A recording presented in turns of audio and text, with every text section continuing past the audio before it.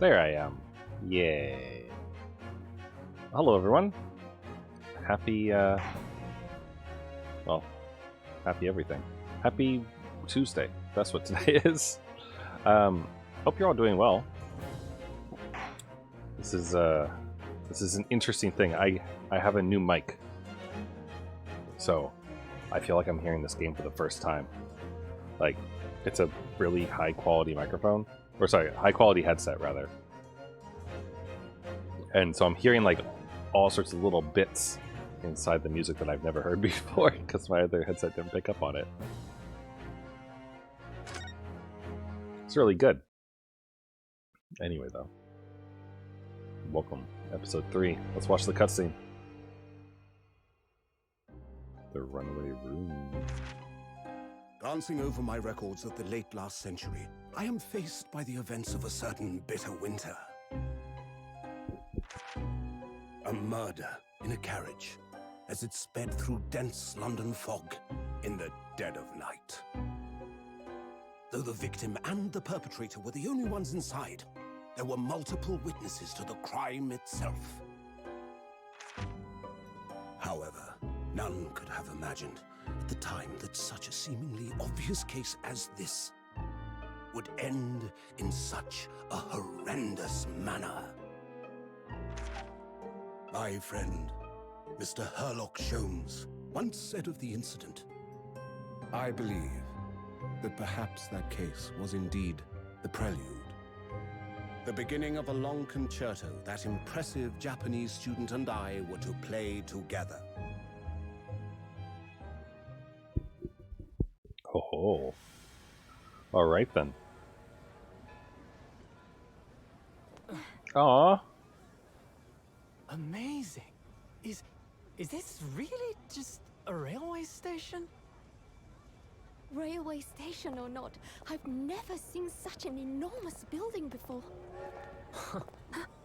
And look at all the steam locomotives. This country is incredible.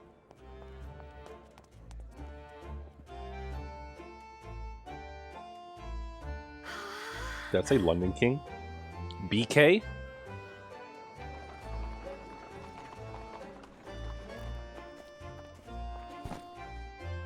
I feel like I'm dreaming. So this is the capital of Great Britain. So, where to? Oh, hello. Climb aboard. I'll take you wherever you want to go. In that case, the Supreme Court in Whitehall, if you wouldn't mind. My pleasure. They know it costs money, right? I suppose you're visiting students from abroad, eh? Yes. Thought so. Well then, I hope you enjoy your stay. And welcome to the centre of the world, Great Britain's mighty capital, London.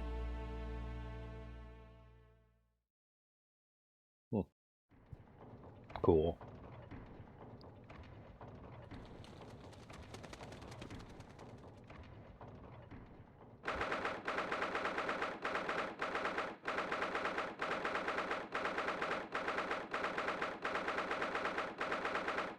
God, it's so crisp.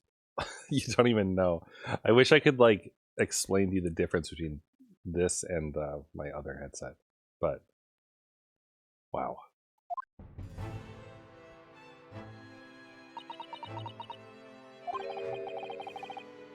What an incredible place. It's so imposing. It's almost suffocating. This place is breathtaking. It looks like a fortress. There are some stone buildings like this in Japan now, of course, but they've only been built in the few short decades since we opened our borders to the outside world. An authentic example like this has quite a different impact, wouldn't you agree? A far cry from the wood and paper most of our buildings are constructed from. It's certainly unfamiliar. But I think there's more to the differences than just construction materials. What is this place again? This is the Lord Chief Justice Office now hold us on, in the Supreme Court of Great Britain. The Lord Chief Justice. We had instructions to report here at this time. If circumstances were different, we were supposed to let the Lord Chief Justice know that we had arrived from Japan. But Kazuma can't. No. So instead, we are here in a different capacity. As envoys, to report the news of Kazuma-sama's death. Yes. And having delivered his or her message, an envoy's duty is done. So, we have to return to Japan. If we want to remain here in Great Britain, I had to take Kazuma's place as a law student selected for the study tour. Yes, which means you need the requisite qualifications as a lawyer. Which is what I've been studying for. Here in Great Britain, it is the Lord Chief Justice who appoints lawyers. So that's the second reason why we're here. To have you officially recognized as a lawyer. It's the only way that we'll be able to remain here in London. I hope I'm up to scratch. Alright, I have no idea what voice to give this guy. Ah, good morning. Sorry for keeping you.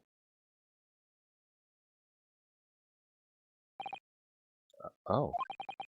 I trust you aren't too exhausted after your long voyage from Japan. Seems I'm 1 hour, 12 minutes, and 47 seconds late. My apologies. Oh, no. No, don't mention it. We're never happier than when we're standing around with nothing much to do. How fortunate. So, introductions. I am Mal Strongheart, Lord Chief Justice of the British Empire. I feel like a little mouse in there now.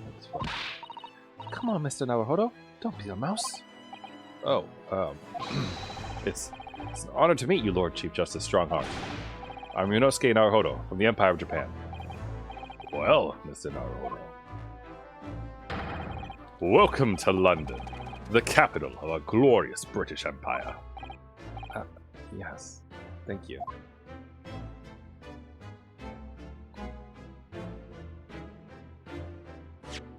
This music is so good. Bum, bum, bum, bum, bum, bum, bum, bum, bum. I don't want to examine things first, of course. I'm apparently interested in everything. This must be the Lord Chief Justice's desk. I believe it's made of marble. It looks more like an over-the-top tombstone that's toppled over to me. Oh, I think that's your fanciful imagination at work again, Mr. Naruhodo. It feels like everything that's normally made of wood and paper at home. It's made of bricks and stone here. I know. And that's why this place feels so overbearing, I'm sure. Look at those menacing metal giants facing each other across the room. I believe they're suits of armor. Oh, right. I thought maybe they were like the lion dogs we have in Japan, guarding shrine gates. No, not at all. In fact, in Europe, suits of armor like these are always possessed by evil spirits, you know. And they roam around in the middle of the night. Really? Is there nothing you don't know, Mr. Sato? This book tells me everything I need to know about everything. If you're ever unsure, just ask. Where did she get that incredible tone? Can I really examine the couch? Just look at all those naughty books packed together on these shelves. They go from floor to ceiling. And they're all books that you couldn't hope to come by in Japan. It's like a dream. Yes, a very bad dream. They're not all about British law either. There are books about the judicial system of other Western nations. France, Germany, Spain, Holland. What about Russia? Why do you ask? I was wondering about asking the Lord Chief Justice how you say wardrobe in Russian. What do you think? I think perhaps it's a thought best abandoned.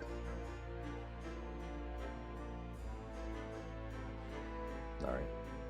I think we're done looking around. Oh, actually, wait. Is this some kind of clock? Actually, I think we might be inside some sort of giant clock. But those gears are larger than anything you'd find on a steam locomotive. It's eerie. Do you think clocks are some sort of hobby of his? The Lord Chief Justice, I mean. Well, boys do enjoy fiddling around with machines, don't they? I'm not sure you could fiddle with cogs that size.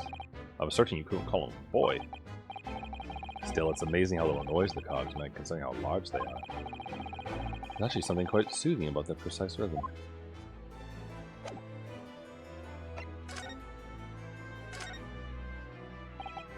So, what are your impressions of our capital so far? How do you like London? Oh, help. I've been so nervous ever since I got here that I can't remember a single thing about the city. It's simply splendid, isn't it, Mr. Naruhodo? Oh? We had a wonderful view of some of London's streets from a carriage on the way here from the station. Everything is so impressive and grand. I must say I'm almost lost for words. I'm glad to hear you like it. The city boasts tramways, piped water and gas, even cables supplying electricity. We spearhead every revolutionary new technology in the world. Every visitor to London is astounded. Oh, yes! Astounded is the word. Thanks for singing me there, Susato-san. And everyone seems so jolly and full of vigor. Yes. There's much excitement about the upcoming Great Exhibition we'll be hosting here in London. Great Exhibition? Cultural and technological achievements from around the globe are to be exhibited here in our great city. It will be the greatest spectacle of its kind in history. It will make Paris's World Fair look like a toy shop. Gosh, I can hardly imagine how magnificent it's going to be. Great Britain's capital city is nothing but magnificent. London is the center of the modern world. You do say so yourself. The sun will never set on our great empire. Perhaps it is fate that in these progressive times we welcome visitors from the land of the rising sun.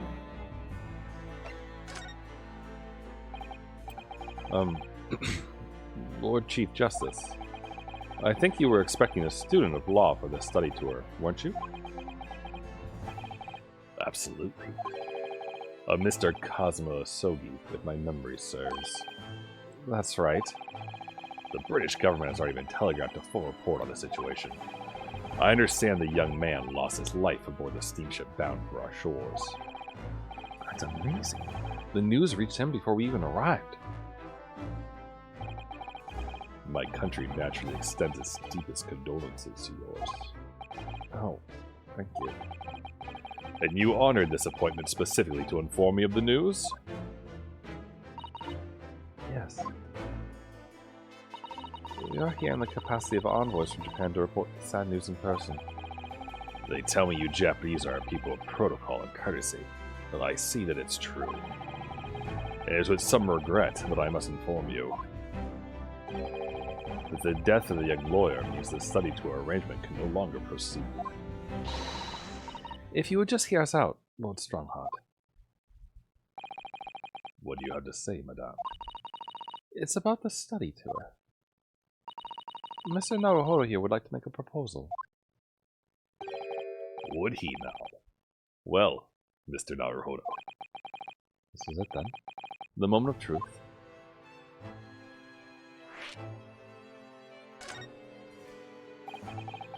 The thing is, Lord Justice, Lord Strongheart, I was wondering if perhaps you would consider allowing the study tour to go ahead. Don't misunderstand me. Burton would ideally like to see the tour go ahead, but without a lawyer from your country, there's nothing to be done.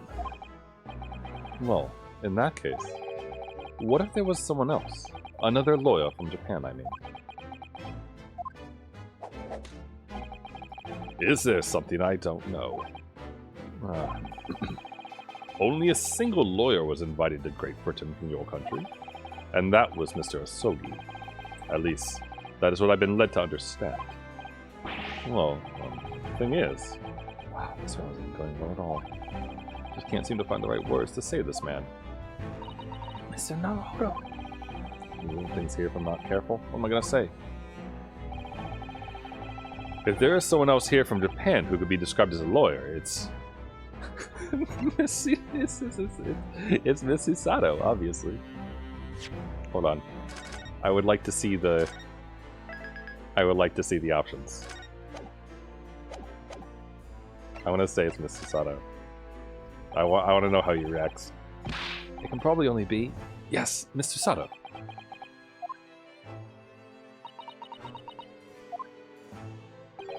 An unusual introduction, but I presume you mean this charming lady beside you. You're a lawyer, are you? That look she's giving me. After all the days of hard work she put in to help me study. Can't let her down now. I think that's quite enough joking. Don't you, Lord Strongheart? My real answer is... It's me. I can do it. Is that so? I mean, I don't actually have any qualifications as such, but... No qualifications, you say. And yet you still claim to be a lawyer? I have acted as a lawyer in court before. Only once, as it happens. I had Cosmo to help me, and I was the accused. But glossing over the details. I've been spending every spare moment on the journey here to Great Britain studying. I've learnt all about British law and court proceedings while I was on board the SS Burya. The voyage from Japan is some 50 days, I believe. Not what you might call a full education. To become a qualified lawyer here in Britain, not only do you need a university degree in law, you must also complete several years of training. I realize it's far too short a period of time, but I can't just go back to Japan. Kazuma, Mr. Asogi's journey had only just begun. Coming here on this study tour was all he thought about. I have to carry on and do everything he planned to do. I know it must sound like I have an overly inflated opinion of myself, but I would do anything to prove that I have what it takes. Any test you care to set me. Just one chance. That's all I'm asking for. Please. 31 seconds. Sorry. Your opening statement there, Mr. Naruhodo. It was 31 seconds long. Not too brief, not too protracted. A perfectly judged appeal, I would say. Which is a skill that would stand you in good stead as a lawyer. Oh, thanks.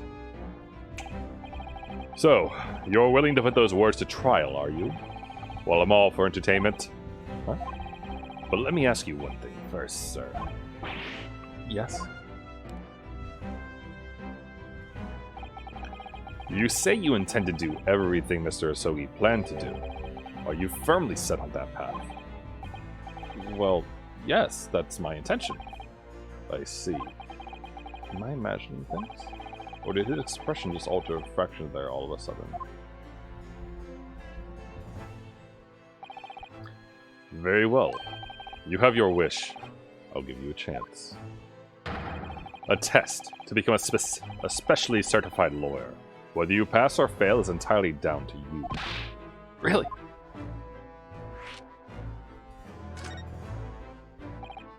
So, what form will the test take exactly? Tell me, Mr. Naruhodo, what do you consider the role of a lawyer to be? Well, defending people, of course. Well said. So, let's have you defend someone. Huh? Your timing is perfect, in fact. There's an apt trial. Apt trial? Oh, like an apt, like it is sufficient.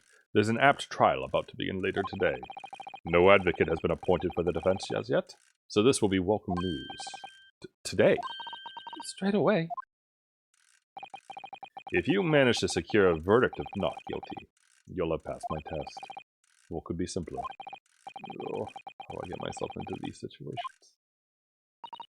Well, could I ask, what sort of trial is it, Lord Strongheart? Yes, good question. I remember. It's a murder trial. A murder? An extremely simple case, I understand. You really can't lose. That's easy to say. But I should mention, just in case, if the defendant is found guilty, He will, of course, be sentenced to capital punishment. Capital punishment? He'll be put to death? Here in Great Britain, murderers are sent to the gallows without exception. Presumably, you read that much in your short sea-based introduction to British law. We can't possibly agree to such a test. We would be toying with a man's life. I am the Lord Chief Justice, and I have decided it's acceptable. But you can't do that, can you?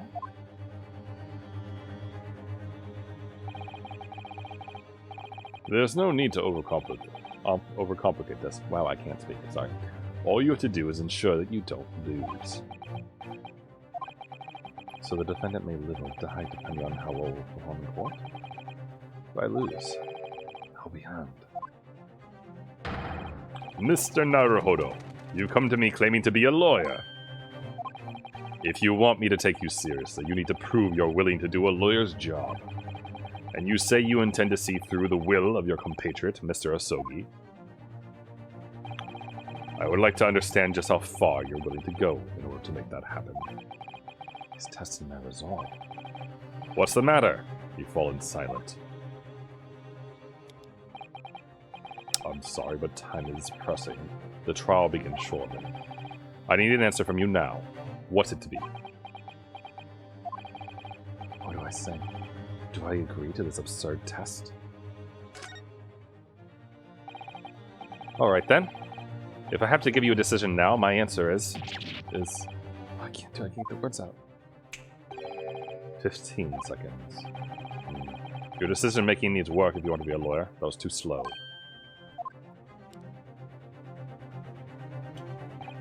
So, as I suspected, is it? Sorry. You have noble intentions, but lack the resolve to see them through. The test is cancelled. Thank you for stopping by. Go and acquire your ticket for passage back to the east tomorrow. This conversation is over. Yes, Lord Strongheart. Thank you for offering me a chance. Mr. Naruhodo. I'm sorry, Mr. Sato. Well, what could I do? It's alright, I understand. You do? It's not an easy decision to choose whether to defend a man in these circumstances. But resolve has absolutely nothing to do with it. What are you trying to say, madame? I think what Mr. Sato means is that no matter how badly I'd like to be recognized as a lawyer and stay here in Great Britain, to risk another man's life by treating his one and only chance at a trial so trivially would be utterly unforgivable. I feel exactly the same way. I'm sure the defendant won't see this trial as a test, as some kind of experiment.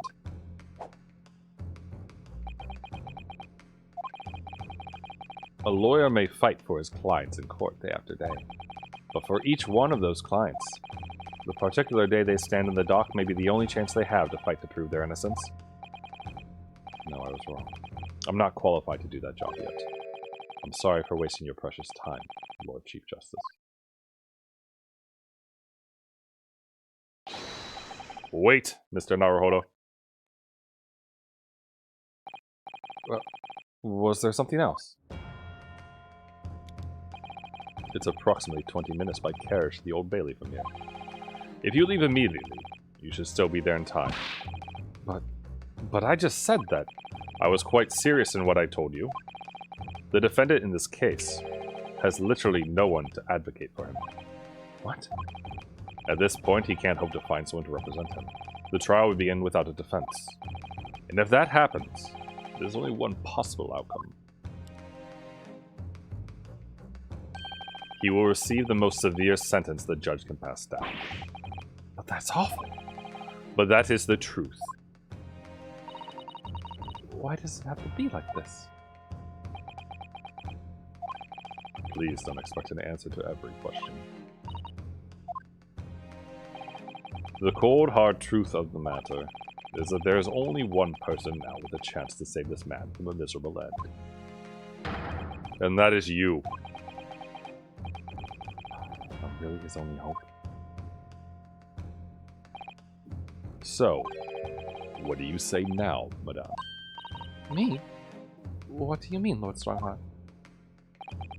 You said it wasn't an easy decision to choose whether to defend a man in these circumstances, and I agree. But in my estimation, it is purely and simply a matter of resolve. Oh. Our time is up here. I have a meeting to attend. I must leave in 2 minutes and 16 seconds. So, venture into our great city and enjoy yourselves.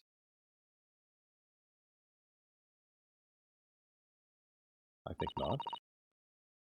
It's gone. The Old Bailey.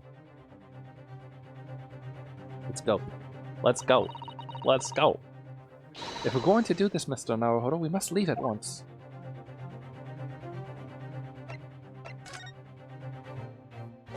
Well, I don't want to. I want to leave at once. But I also don't want to miss any dialogue options.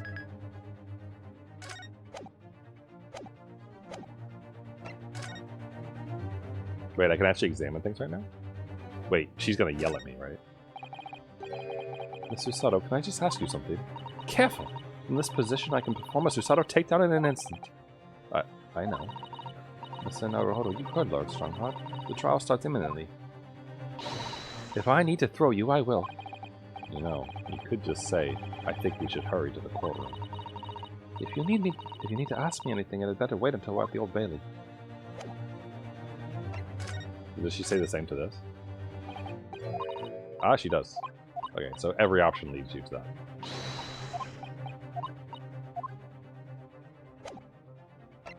Alright. To the Old Bailey we go, shall we?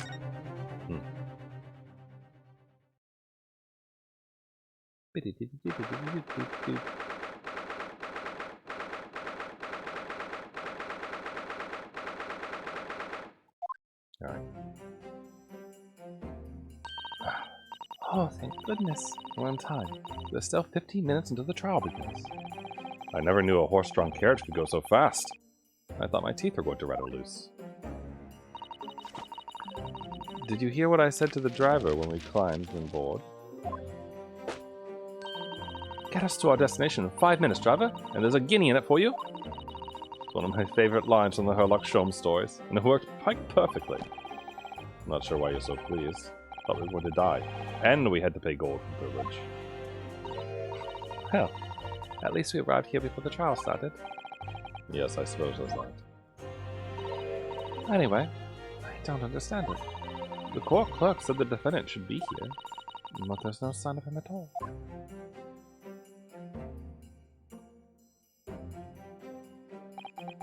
So this is the Old Bailey. Even this room for defendants to wait in is grand. Are you alright, Mr. Naruhodo?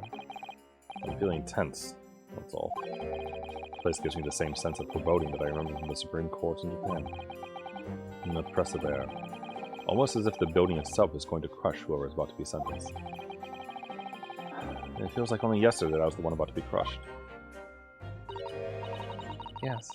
Whoever the man you're to defend is, I imagine he's feeling very alone at this moment. Top of the morning to you, ma'am. What's that? Whoa, look at that hat. What are you doing following me here? Things are fairly desperate, are they? Sorry. Why'd you look at those expressionless faces? From the East, I use. Well, from Japan, yes. Ah, Japan, is it? Right, say no more. So, how much do yous need? No, we're just here because... No need to explain, fella. Been there myself, so I have no place to go, nothing to eat, barely a penny to your name, and all while that strange faraway land. Well, actually, we haven't found a place to stay yet, no. 'Tis grand. 'Tis grand. Let me start by giving yous 1,000 guineas, say nothing now. 1,000 guineas? Please, Mr. Sato, you don't have to shout. But 1,000 guineas is enough to build an entire mansion in the most prestigious area of Tokyo. What? 'Tis nothing to me at all. I like to ensure I have sufficient funds to weather a rainy day, you see. I have enough wealth to buy the city of London 2 or 3 times over. Could that much rain even fall? Well, even so, we couldn't possibly accept such a large sum of money. Ah! That hit me in the eye. Don't get me wrong, fella. Not giving it to you, no strings attached. I'll be wanting you to do something for me. Oh? To be honest, it's a little embarrassing. The trial that's about to begin, you see. It's for me good self here. I'll be in the dock. So now, what I want you to do is come along with me and stand there beside me. Officially, you'll be my lawyer, but that's just a little detail now. Oh, well, the thing is, don't worry about a thing. All you need to do, stand up there next to me. Nothing more. Otherwise, you see, the trial's gonna start without me having any kind of representation at all. So it was true. The Lord Chief Justice wasn't just making it all up. I'm terribly sorry to have to ask, but does that mean you're the defendant in this trial? Bluster and blazes. Do yous not know who I am? Me? One of London's biggest names? No, sorry. We've only just arrived in the city, you see. Let's see. I suppose it isn't altogether impossible. Well, just next to Hyde Park there in the center of London is another beautiful park. Sorry. A park? What? It is called McGilded Park. Full of blossoming flowers in the spring and singing birds and whatnot. I donated it to the city, so I did. An entire park? In central London? A city of smiles. That's my vision for London. There's nothing Magnus McGilded wouldn't do for the city and its quail people. That's amazing. I mean, really extraordinary. But now they've the gall to say I'm a good-for-nothing criminal. Me, Magnus McGilded. What's the matter with the London police, I ask you? Alright, don't pass out. Mr. Naruhodo. Perhaps now would be a good time to introduce ourselves, while the gentleman catches his breath. Good idea.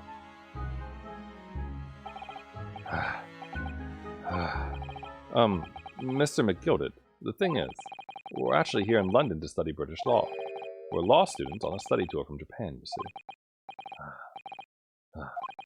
So, if you don't have a lawyer for the trial yet, and you'd be happy to put yourself in our hands, we'll do our best. What was I after saying, you daft idiot? I'll get you 1,000 guineas stand up there next to me, haven't I? Well, yes, but I wasn't really offering to just stand up there next to you.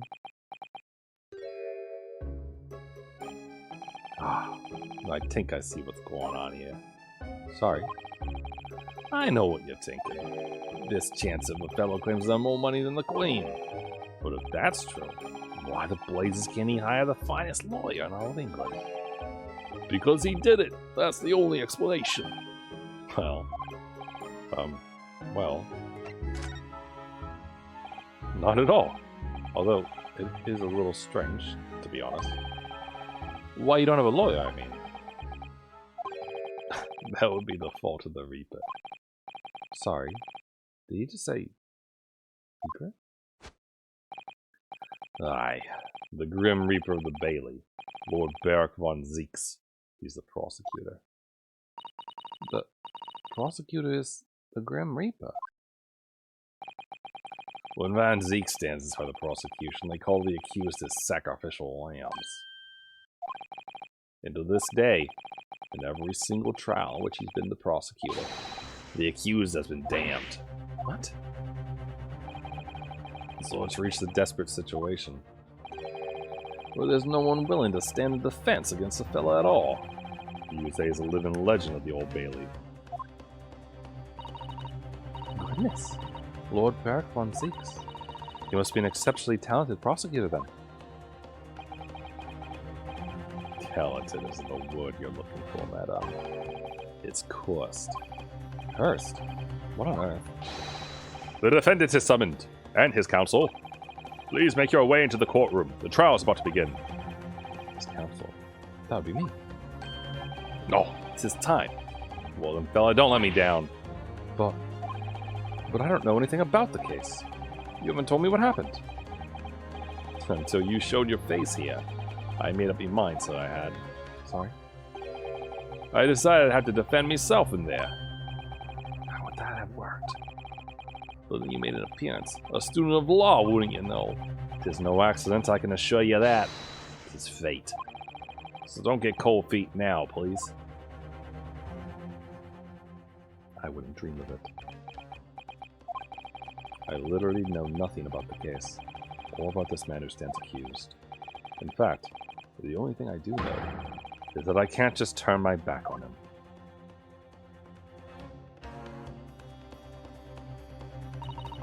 Listen, now, hold on. The man has no one. He'll have to stand alone in that courtroom armed with nothing to defend himself. Yes. Something that Cosmo would never have allowed to happen. Counsel for the defense, what are you doing? If you're late for the start of the trial, you will lose your right to stand.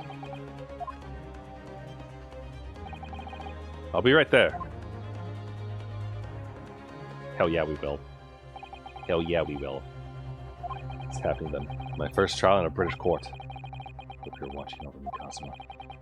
Because I have no idea how I'm going to manage this. Oh, we're going to do it. We're going to do it so good.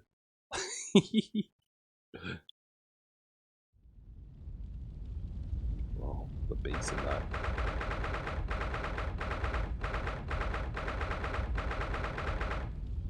Do they normally have fire in the court like this? Wait, there's 6 judges? So this is the highest court in Great Britain, the Old Bailey. The centuries of history in this place is palpable, isn't it? It's so different to the Supreme Court in Japan. It feels both imposing and serene at the same time. The atmosphere almost makes words redundant. Whatever the country, determining a person's guilt or innocence is always a solemn affair. May I say something, Mr. Naruhodo? Oh, yes, what? Your eyes look ready to pop out of your head again. I know. I just can't help it. Dude, he's a fucking vampire. Look at him.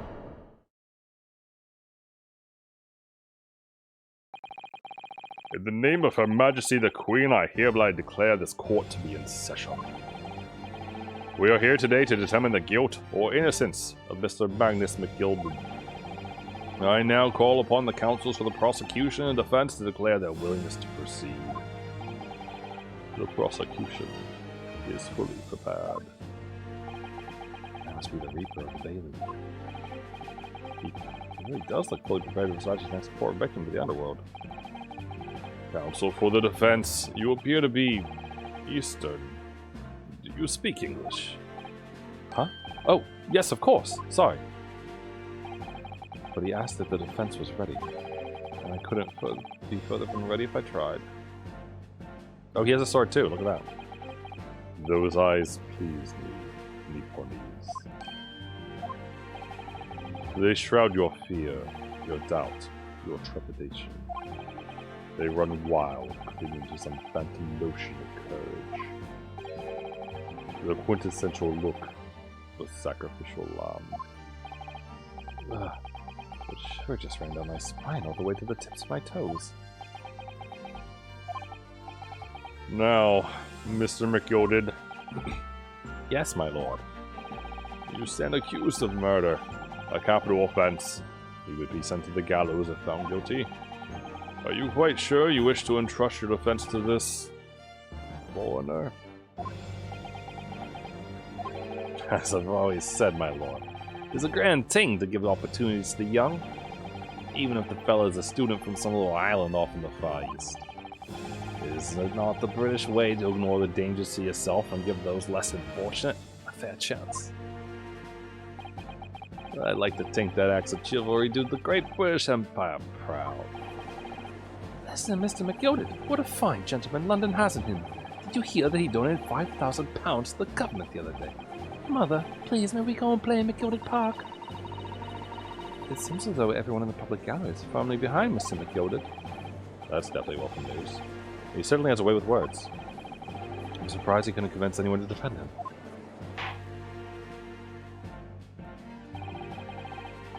Eloquently put, Mr. Yoden, in most laudable sentiments. Now, ladies and gentlemen of the jury, I'm sure I need to hardly remind you that you 6 members of the public have been selected for your impartiality. Are you ready to proceed? Yes, my lord. If the task is to send rotters to the gallows where they belong, I'm more than ready. At the manor, his lordship always says we should dispose of rubbish promptly.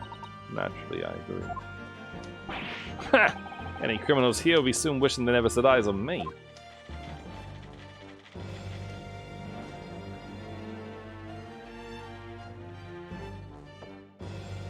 I feel a chill.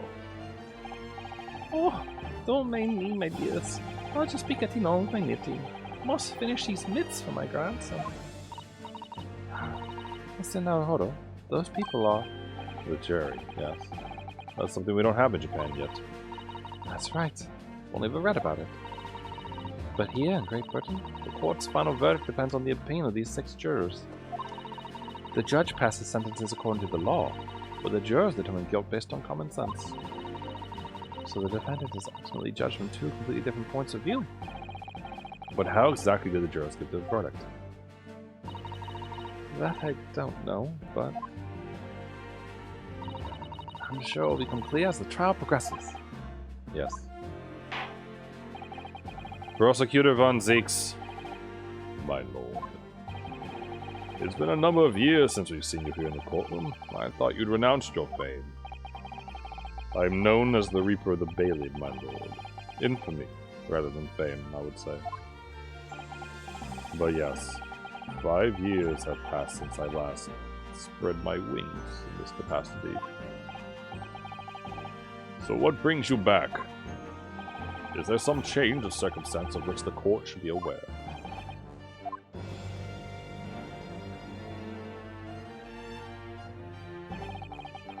I leave that to your imagination, my lord. So the Reaper has been out of action for 5 years. Why did he have to choose today of all days to make a comeback? Don't lose heart, Mr. Naruhodo. As you wish, sir. The court nevertheless welcomes your return. Now then. Opening statements, I think. A summary of the case, if you please. Certainly, my lord. As your lordship is aware, this is a case of overwhelming simplicity. Must be the only ones here who aren't aware. The incident took place in the late evening. 3 days passed. The hour was some minutes after 10. The victim was a maker of building bricks, known in the community as Thrice-Fired Mason. Sorry, Thrice. He was a very accomplished craftsman. The bricks he fired were said to be almost indestructible. The victim's corpse was discovered in an omnibus in service on the streets of London at the time. A dagger that had been thrust into the victim's abdomen is believed to be the ultimate cause of death. Here's the autopsy report from the investigating medical officer at Scotland Yard. Thank you, counsel. I shall accept that and the photograph as evidence. Internal hemorrhaging is a result of a single stab wound to the abdomen. The knife in his abdomen is clearly visible, but his face is partially obscured from view by an old crooked hat. And one further item of evidence.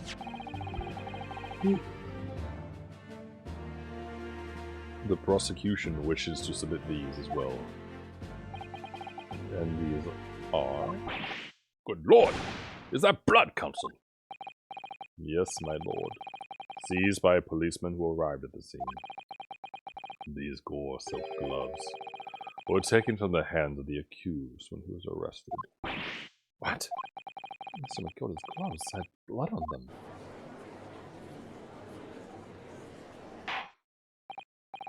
Yes, I will accept these as evidence as well.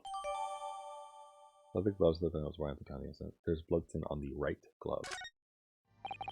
Alright, get into this. Backed into a corner before I've even started. Continuing. According to the driver of the omnibus, there were only 2 passengers traveling inside his vehicle at the time. Only 2. Obviously. One of those passengers was the deceased brickmaker, Mr. Mason. The other was the accused, Magnus McGilded. Well, rather damning circumstances, to say the least. Defendant, what say you? Oh, well, of course. I have no recollection of such a thing. Mr. McGilded! To be sure, I rode the omnibus that evening. But whenever I'm in a carriage, taken with a fierce tiredness, I would succumb to it. Are you claiming to have been asleep? 'Tis the motion of the carriage, my lord. Lilton, so it is. And when I opened my eyes again, 'twas a desperate sight before me. The body of a man I never laid eyes on before in my life. Now I ask you, what good-hearted soul wouldn't rush to have a fella bleeding from his stomach? I was about to start worrying about me gloves now, was I? I reached out to give the man a hand. So the blood got onto the gloves then, after the man had been killed.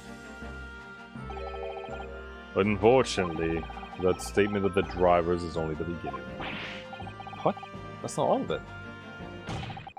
There were multiple witnesses to the precise moment at which the brickmaker was fatally stabbed. Wow, she really went off there. Order! Order! Order! When the killing took place, only the victim and the accused were inside the carriage. Wait, then how were there witnesses to it? That don't make no sense. And there were witnesses to the crime. This is not just a case of compelling evidence. It's the nail in the coffin for the accused.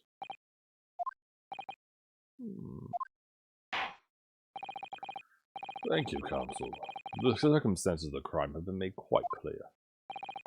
I think we will hear testimony from these witnesses first of all.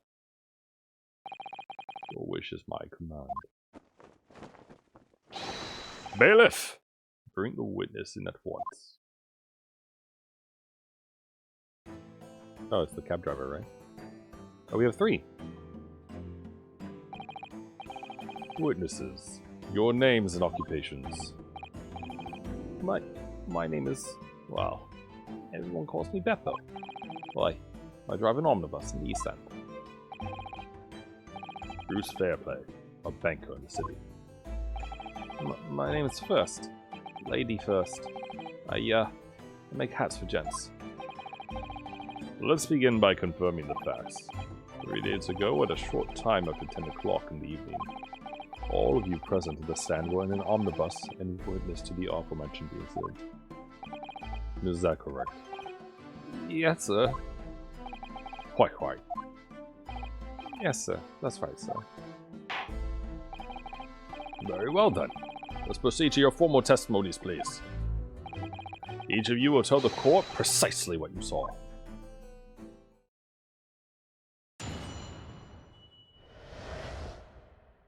Right, it was the last bus of the evening. So I had a few customers. I remember it well. The victim and the man accused of killing him were sat next to each other inside the bus. Then out of the blue, the accused just reached over and plunged a knife right into his guts. That's right. He stabbed him. I screamed, I did. Couldn't help it. As soon as I heard the scream, I stopped my bus. And then I saw it too.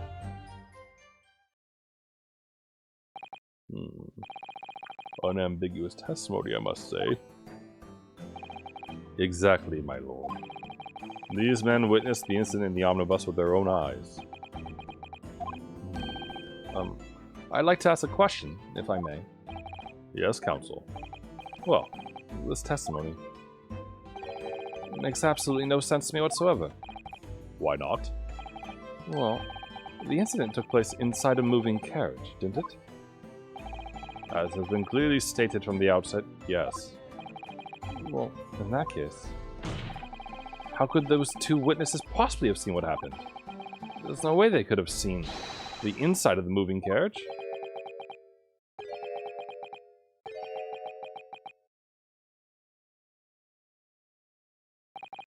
How quaint. I've read that civilization in the Eastern Island nations was a good century behind our own. But you're here in London yourself. Are you really so ignorant about our omnibuses? Huh? Tell me, my Nipponese friend, have you even traveled in an omnibus? Well, no. We, only arrived in London this morning.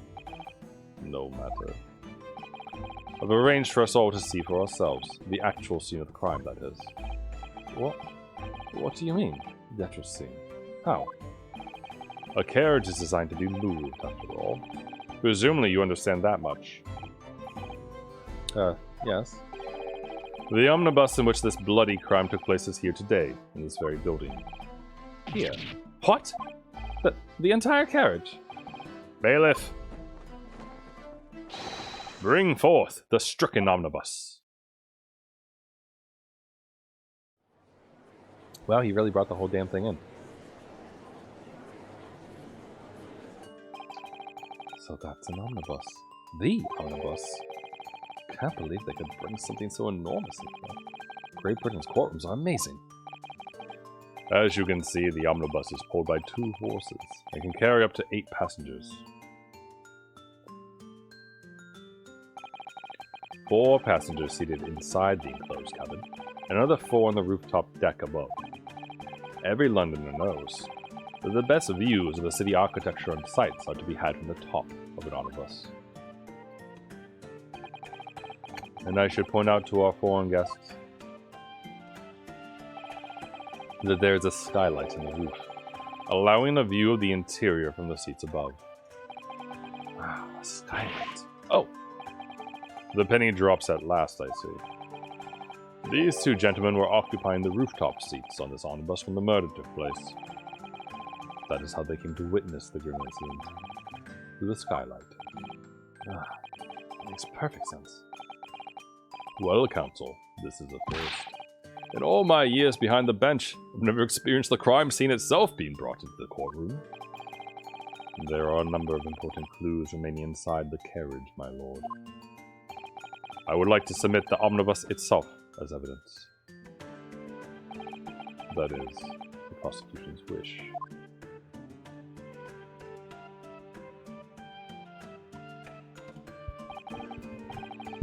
Very well. I see no reason why not. This omnibus is hereby formally accepted as evidence. Wow. I can't believe it. The entire crime scene entered as evidence. Yes! Great Britain is simply extraordinary. Can I examine it?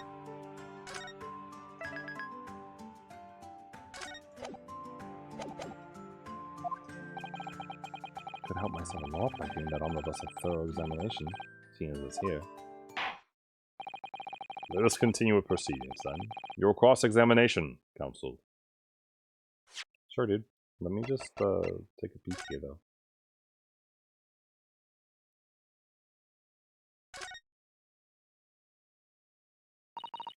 Well, let's open the door and go inside, shall we? Ugh, seems a murder. It's horrible. Wait, do we actually, like, go inside? Oh, wow, we do. Holy shit. This is impressive as fuck.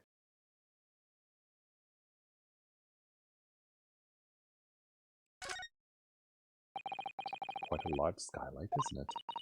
Yes, quite large enough to afford a good view into the cabin from the roof deck. And there does appear to be a handle or catch of... There doesn't appear to be a handle or catch of any description. So I suppose it can't be opened from inside the cabin, at least. Ah, that's a poster for the Great Exhibition that's due to start 6 months from now. There's a lot of focus being drawn to the Crystal Tower, centerpiece of the whole exhibition. Oh, the Crystal Tower! It's under construction already, I believe. People all over London must be fizzling with excitement at the prospect of such a grand event. There's blood that's soaked into the seat. The victims, obviously. Yes, and that seat would be clearly visible from the roof deck. Would you really stab somebody in full view of the other passengers like that, I wonder? Well, it was after dark. There was a lamp on in here, so perhaps the culprit couldn't see anything outside through the skylight. Whichever way you look at it, it seems like it was a planned attack.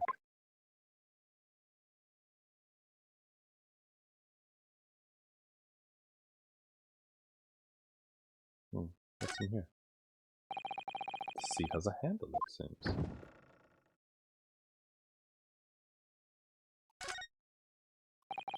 This looks like all sorts of equipment that might be needed to keep the omnibus running.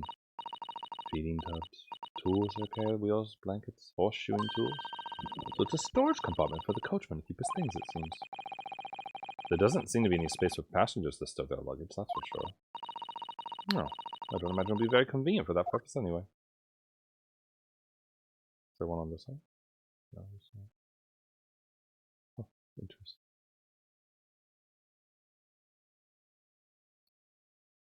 Okay. Have you seen enough? Let's step back outside then. Is there anything to look at, like, outside of this? Okay, so that's how they all get... Oh my god, look. It's the Phoenix Freight Omnibus. 14. The lamps. Oh, both chairs face forward. That makes sense. Roof took the omnibus. You must have a wonderful view of London streets from up here. So people sit all the way up here on bitter winter nights with the cold air rushing past them, and have to pay money to do so. Ugh. Can't imagine how cold it must feel. That just made me think of something horrible. Can you imagine being dragged around the city in the freezing cold as a punishment? Perhaps that is the real price you pay to stay out late. Interesting.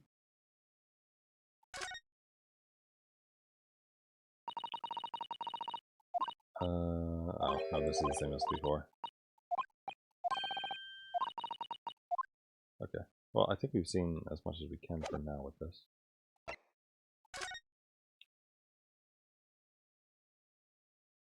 It's really just the blood here. This is definitely blood, isn't it?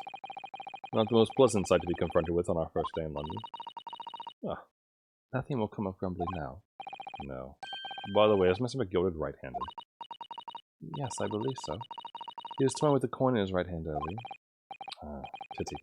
Well, you've been left-handed. I think blood on either glove would be fairly incriminating, really.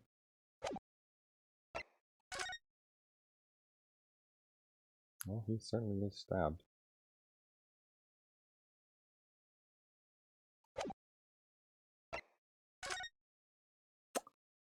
For 10 through 11. Yeah. Armband. Armband I inherited from Cosma. Identifies the wearer as a defense lawyer throughout the Empire of Japan. Oh. Ooh, what does it say back here? Oh, it's his name. The lawyer's name is embroidered on the inside here. Look. Cosma Sogi. This is his band, of course. He had his heart set on this study tour on Great Britain. Sure, he would have found the truth he longed for here.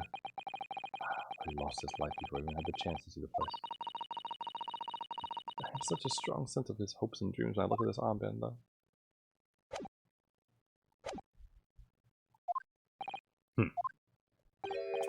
Pray don't expect this Nepalese stray to understand the intricacies of British courtroom cross-examination rights.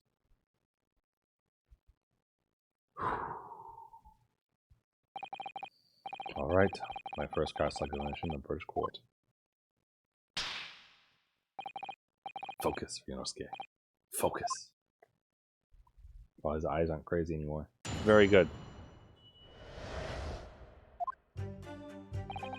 It was the last bus of the evening. A few customers, I remember it well. Since I did all that examination, I think I want to save just in case it plays into this at all. Hold it! Yes. Well, I think it was sometime after 10, wasn't it? Yes, sir. That's right, sir. Even so, it was freezing, in fact. Excuse me! No, fuck. Shit. There's a pursue. How can I help you? That last statement, did it trouble you in some way? Oh, not particularly, so no. If anything, he's troubling me with that hat of his. Has he greased his head? Oh dear, sir. Hope my hat's not troubling you, sir. So just an apprentice, you see. Mr. Naruhodo, even the witness can see what's going through your mind. You really must be more careful. I'm sure that's simple. Okay, good. We didn't get docked for that. The victim and the man accused of killing him were sat next to each other inside the bus. Hold it! Next to each other? Really? And you saw them through the skylight and the roof of the carriage? That's right. When you sit up on the top deck, the window's right there at your feet.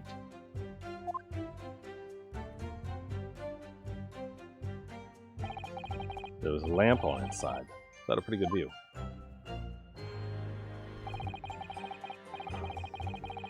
The two of them were wearing hats. Couldn't exactly make out their faces. But there's not a shred of doubt in my mind that was Mr. McGilded.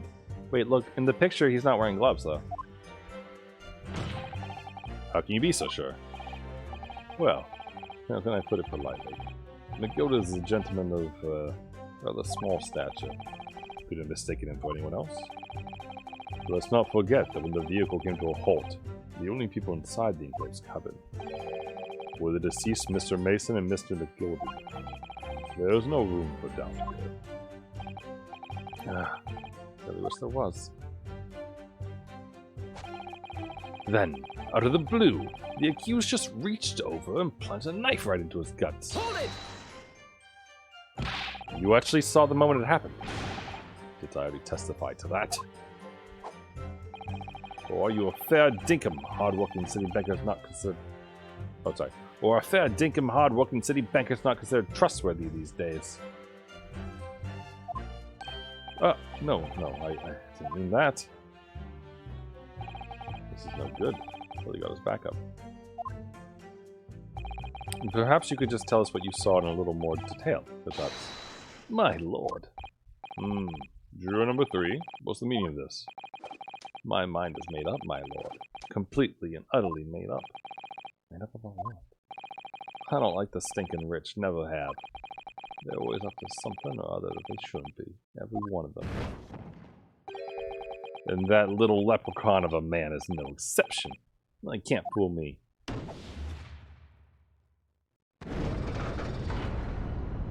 Oh, we have magical fire. There's no point wasting listening to any more of this. That's my opinion on the matter anyway. That is precisely what I was about to say. As the foreman of the jury, it's my duty to set a good example to my fellow jurors.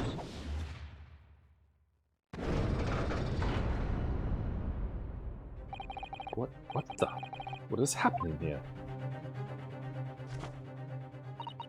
Let me see. Ah, yes. It seems that's how the members of the jury give their verdicts. With fire? Apparently, yes. White for innocent and black for guilty. As the 6 members of the jury make up their minds about the case, one by one they each cast a ball of fire into the great scales of justice, as we saw a moment ago. So if those enormous scales fall completely to the black side, does that mean... Let's do our very best to make sure that doesn't happen. Ugh, I'm even more worried than I was before. Very well, the court acknowledges the change in the jury's stance. Counsel for the defense, please continue with your cross-examination. What a nightmare. That's right, he stabbed him. I screamed, I did. I couldn't help it. Hold it! He stabbed him, you say? And you were sitting up on the roof deck, were you? Yes, that's right, sir. I was up on the roof seats. I remember seeing the little gent sitting next to the fellow that was stabbed. Been thinking about a new hat design, you see, so I was just gazing absentmindedly around it. But then I happened to look down through the skylight. It was sticking right out of his belly. That huge great knife. A grim sight indeed. Didn't help me at all. The jury looks like they were more convinced my fight than they were before. That appears to have made everyone even more dubious than Mr. McGill is telling the truth. If only we had some evidence to counter their suspicions. Mr. First. Oh, yes, sir. Is this the knife you saw? Oh, good grief. Yes, that's it. The very one, sir. Is that? Yes, Counsel. This is the blade that was driven into the victim's belly like a stake through the heart. That is the blade of considerable size, sir. It is. And furthermore, the scabbard is emblazoned prominently with a certain initial. The letter M, which seems oddly familiar. Ugh. Please, no. M. For Magnus, perhaps. Or McGilded, possibly. Or Moriarty. Take your pick. It seems this particular big name in London made a magnificent mistake. Objection! But there are M's everywhere. Yes, like in Mason. Objection! This blade is far too extravagant for a poor brickmaid here to have owned. No, this weapon of murder almost certainly belongs to the accused. Not conclusive, but certainly compelling, Counsel. Its quality and fancy ornation suggests it must be quite valuable. My lord, if you'll forgive the interruption. Juror number 2, go on. Mr. McGilda is a pillar of society and a gentleman, and a gentleman's word should be sacrosanct. However, those of us in service know we must accept hard truths. Wait, what are you about to do? Dispose of the rubbish.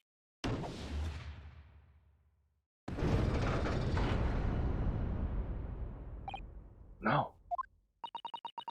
I don't wish to cause offense, but I do like to eradicate all traces of filth and grime.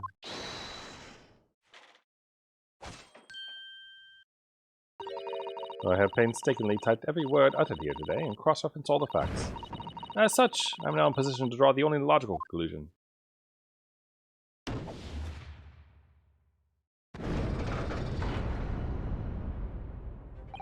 Not again. But 4 out of 6 jury members would propose a guilty verdict.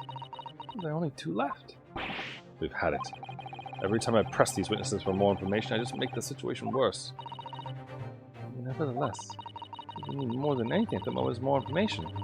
We're still very much in the dark. I suppose we'll have to keep pressing the witnesses, knowing that more sparks may well fly.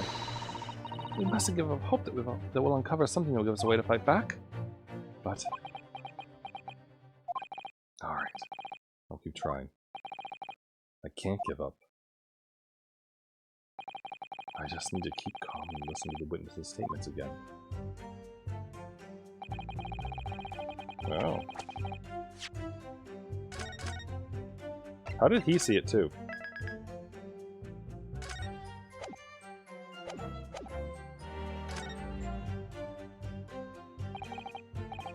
Alright, so when it happened, the only 2 people in the enclosed cabinet were the victim and the defendant. And, so help me, 3 whole people witnessed the man I'm trying to defend do the deed. I don't like to be pessimistic, but we do seem to be in a rather difficult situation here. What am I supposed to think here? Is Mr. McGilded really innocent? Or could it be... Before we jump to conclusions, our first task should be to gather information. We need to understand the case much better than we do at the moment. Yes, you're absolutely right. Let's listen to those witnesses' statements again. A little more carefully this time. Oh, was that the last statement? Oh, it was. Sorry, I didn't press on the last statement yet. Oh, he stopped it. Then he saw it. Hold it! Alright, tell me a little more. What exactly did you see? Oh, well, so that would be the passenger, sir. Yes, collapsed on the floor he was. And by the passenger, obviously. You were referring to the victim, Mr. Mason the brickmaker. And then the other passenger had the knife in his hand like this. By the other passenger, obviously. You're referring to the accused, Mr. Magnus McGilded. And then he plunges down like this, stabbing the other passenger in the belly. What? No, because that would mean there are 2 stabs and evidence, sir. Order! Order! It is hard to believe of one of London's greatest philanthropists, but this is damning indeed. The law knows no philanthropist, my lord. Only the innocent. and the guilty. Good deeds means nothing when overshadowed by evil. The truth is everything. But in a great moss, sir. The truth. My brother in yard. Wrong.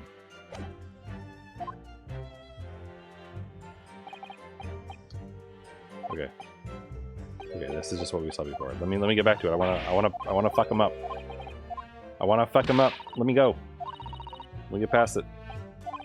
I'm about to blow this case open like a can of herring. Like Coke and Mentos.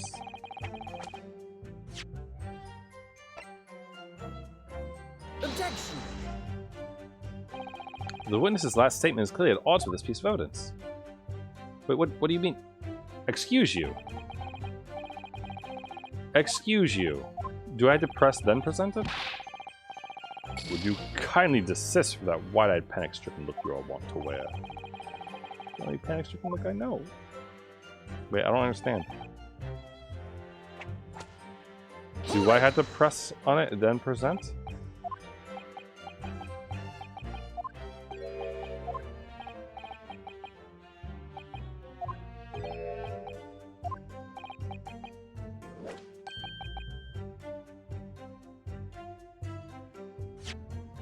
Okay, can I do this now? Oh, you can't present it. What the hell?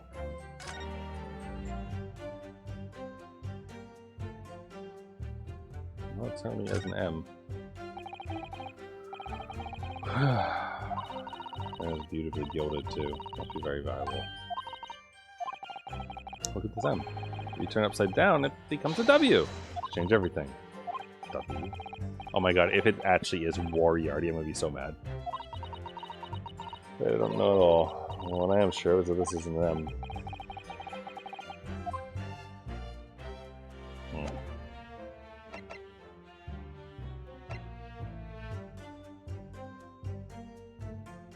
Wait, well also this crime scene photo.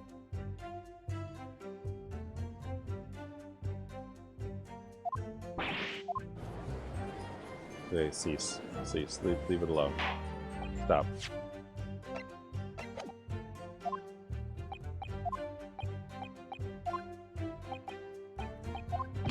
Okay. So, the picture feels useful because it shows that he's still there. Did any of their normal statements indicate that, last boss sat next to each other, reached over and plunged the knife right into his guts?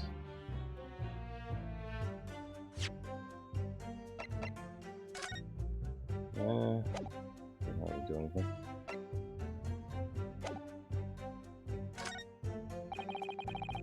Stabbed him, I screamed, I couldn't help it. As soon as I heard the scream, I stopped my bus. And then I saw it too.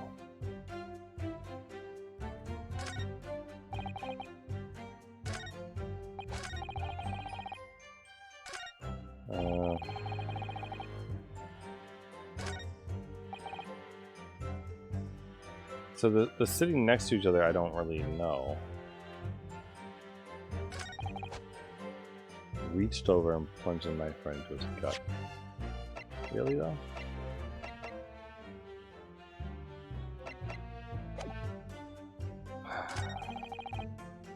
Hold it! Is that truly the case? The windows are dark feet.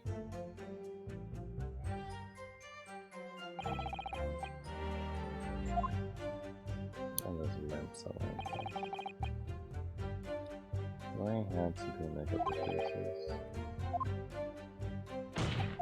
It was him because he was short.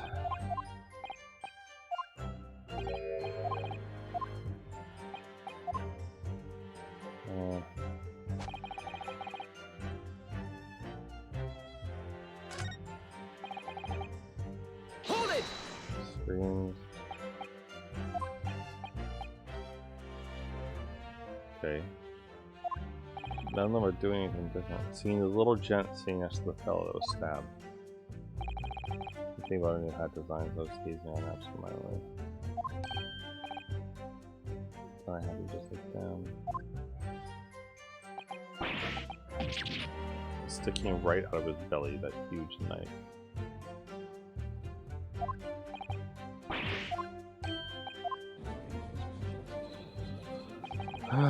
Those are the jurors, shocked as they were the first time.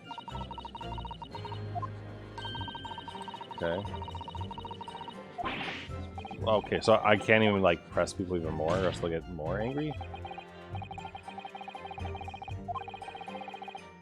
Do you not concur, Coachman? Your dithering suggests that you would. Oh, yes, sir. As soon as I heard the scream, I stopped my bus.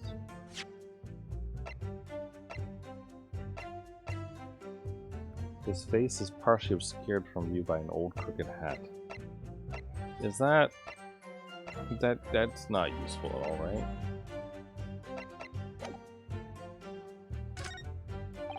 And then I saw it too.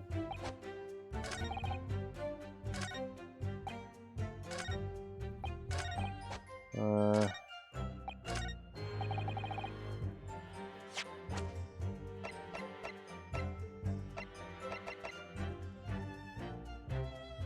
saw it too. I don't know. Does this help me at all? There's 30 something odd here indeed. Your behavior, counsel. Yeah, okay. Of course.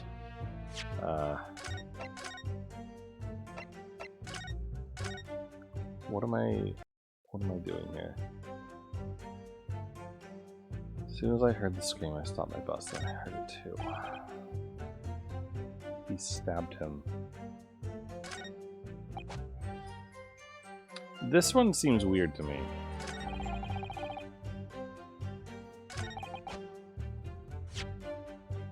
That's one that feels wrong somehow.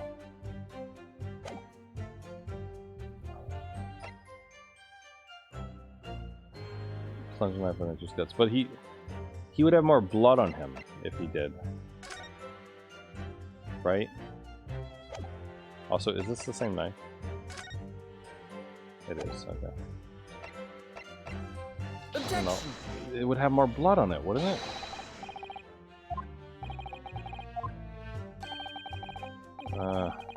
No. Nope. He's just gonna insult me. Gosh. I don't know. I don't feel like we have all the evidence we need. The only two people in the enclosed cabin were the victim and the defendant. And 3 people witnessed the man do it.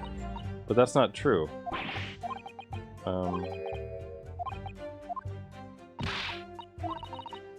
Maybe we didn't understand the case better. Let's listen to the witness statements again. So do I need to press them all again? 10 out of 10. And it was cold, freezing. And you had 4 passengers on board. And all traveling in the same part of the bus, though. No other passengers in the place. No one alighted, for example. Quite right. No other passenger like that. None. So nobody fled the scene of the crime then. Say the boss insists on it running, he does, every evening, that last bus of the day. But I do wonder sometimes if it's altogether worthwhile. Yes, sorry to say. What do you mean by that? Well, with it being so cold and everything, only making 20 pence in the run. Yes, I spend that much at the pub on the way home just trying to warm up again. Interesting. So we know it was very cold. So the question becomes, why would they not be inside? Hold it! Right? Saw them through the skylight.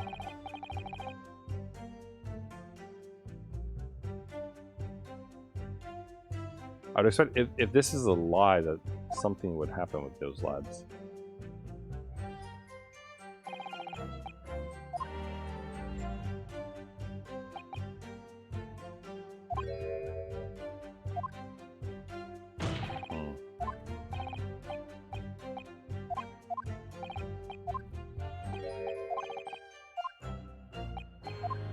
I feel like we need to somehow establish that they weren't like Hold it! that they were also inside it. So he saw it.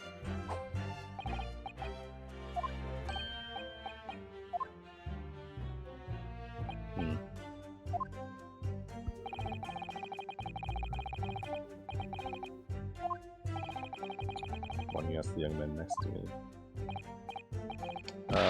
Let's see. Yes. Hold it! He stabbed him. And you were on the roof.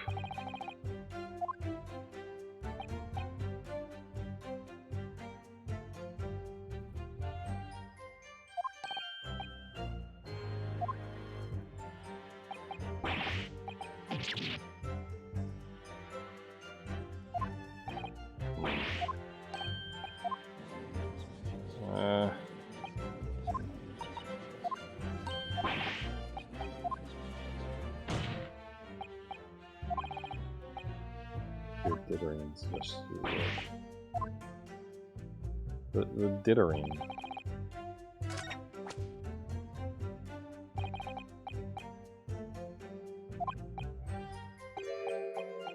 Three evil people.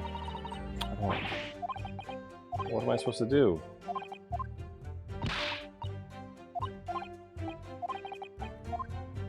I have listened to the witness statements again.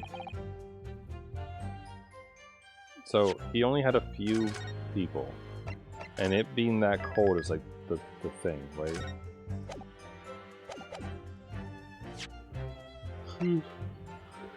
Internal death. Photograph.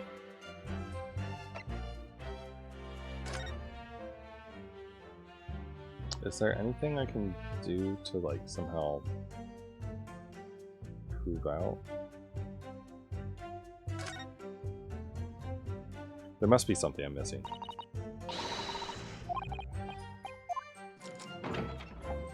Where's Herlock Sholmes when I need him? So there's blood there.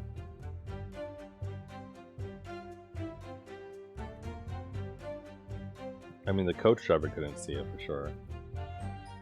Unless... Well, actually, if the coach driver could see it, if he didn't leave his seat and he only looked back and down, then he'd be looking at this side, not this side.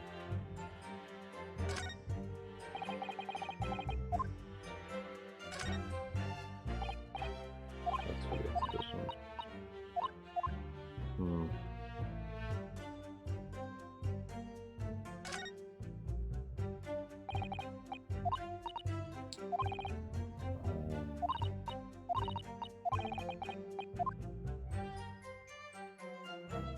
Must be something.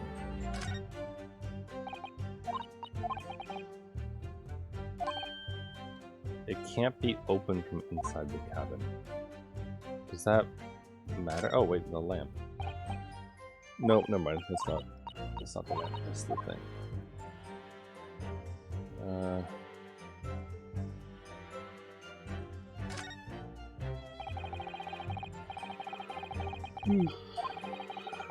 Just wide enough for two gentlemen to sit side by side.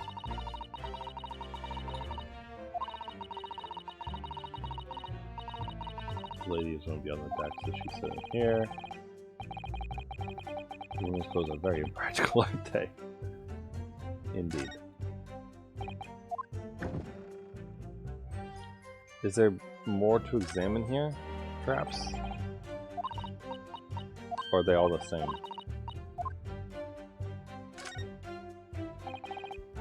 All the same. Blankets, horseshoes, shoes.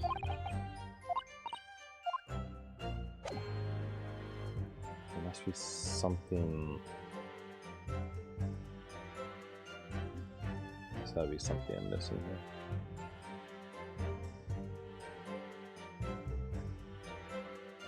I mean, the skylight's a thing. The roof deck. No, this is all the same. Must be terribly cold. They're emphasizing this cold thing a lot, you know? But it's not like I have a weather report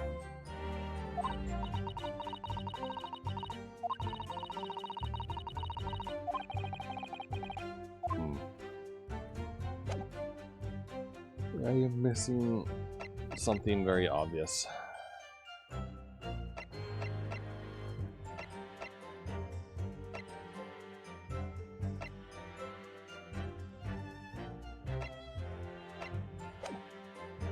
There's the last bus. I have a few customers.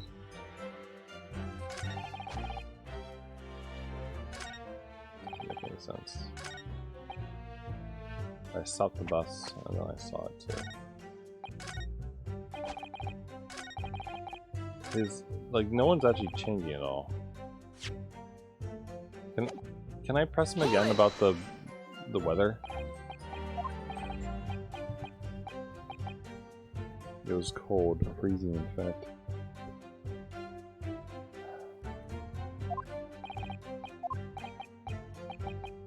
Four passengers.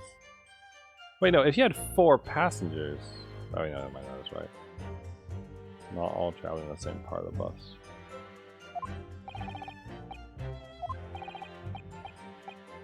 No passengers like that.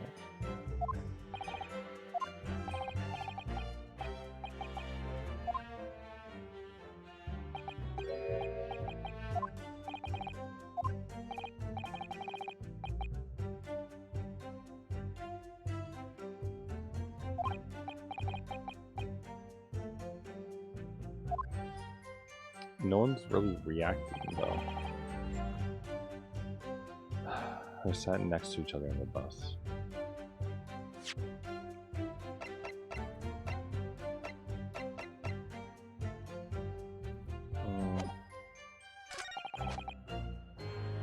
Reached over and plunged the knife right into his guts. Yeah, see, I don't think that's what happened.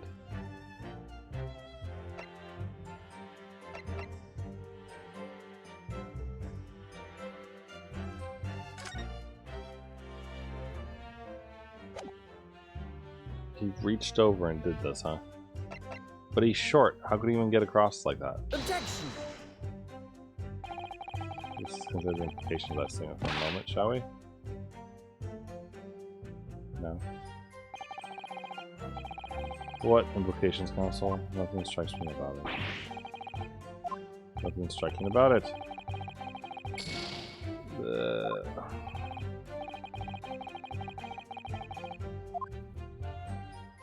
Am I dumb?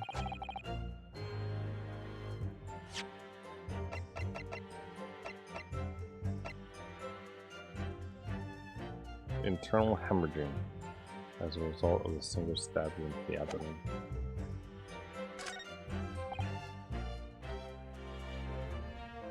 Screamed. I couldn't help it. As soon as I heard the scream, I stopped my bus. As soon as you heard it. Does that matter?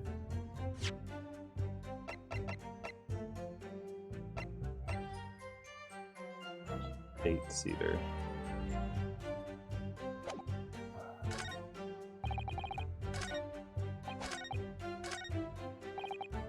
I wonder, he can't like give us more info, can he? Like tell us where people were sitting? No, he can't. That's the thing from before. Good God.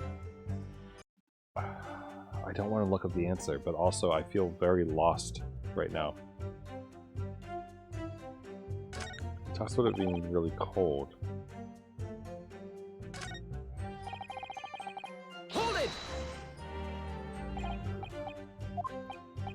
Can we pursue based on that?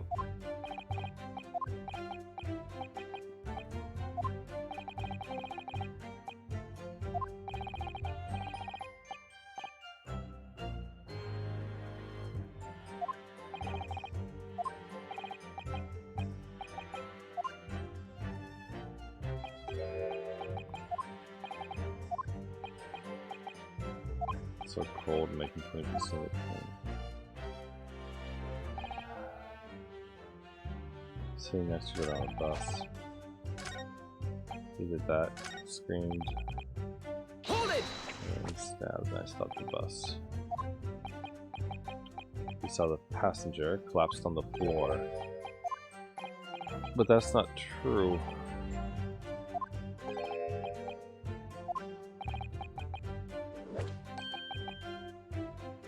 stabbing the other passenger in the belly. Oh wait, can I? Oh wait, I have an idea. Hold on, hold the phone. Oh, okay, I guess I've ruined everything. Do I take it that you two, as the master of the London Guild of Coachmen, the idea of a murder being committed on one of the city's carriages is utterly abhorrent to me.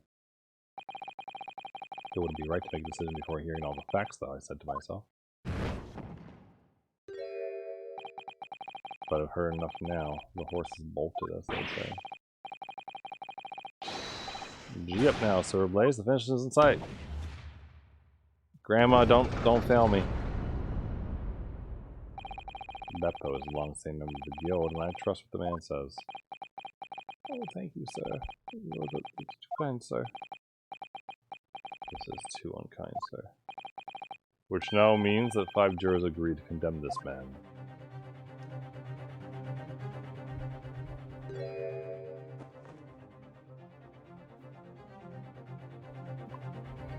Madame Juror number 6.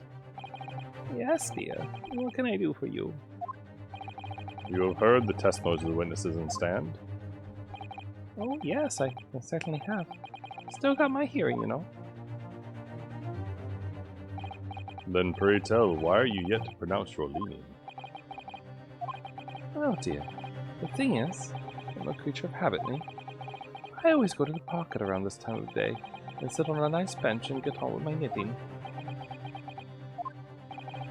There's a lovely little park just near where I live. The Gilded Park is called. The gentleman donated to the city, you know, to put a smile on Londoners' faces, he said.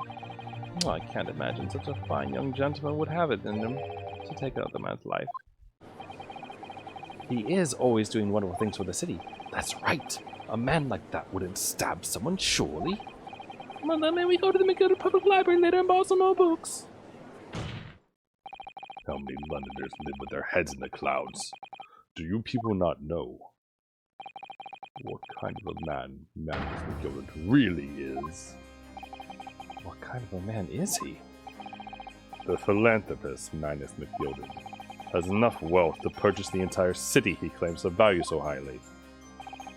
But where did all that wealth come from? Your client is a Shylock, sir, and one with the very darkest of souls. What? Sound the crows! McGill lends money at extortionate rates of interest so his victims have no hope of repaying him. When they default, he takes possession of everything they own. He's a vulture that preys on the weak. I've never heard any mention of that before. Your faculties haven't deserted you, I'm sure, madame. So has this thought not crossed your mind? Would a man wealthy enough to buy London in its entirety not have a carriage of his own? What possible reason could this man have had to make use of a public omnibus service? You're not saying that. The victim, a poor brickmaker, had next to nothing in his name, save considerable financial liability. It will come as no surprise that his creditor was the accused, Magnus McGilded. But let it also be known that the very day Mr. Mason was killed was the final repayment date for his debts. Good gracious. The brickmaker was destitute. He had lost his house. He had not a shilling with which to repay his debts. And in the end, this pitiful soul had the very last thing he owned taken from him, his life. By the merciless philanthropist pretender, Magnus McGilded. I don't believe it. If I might add something briefly, Mr. Sato. You claim that the victim had been lent money by Mr. McGilded, but where's the evidence to support your claim?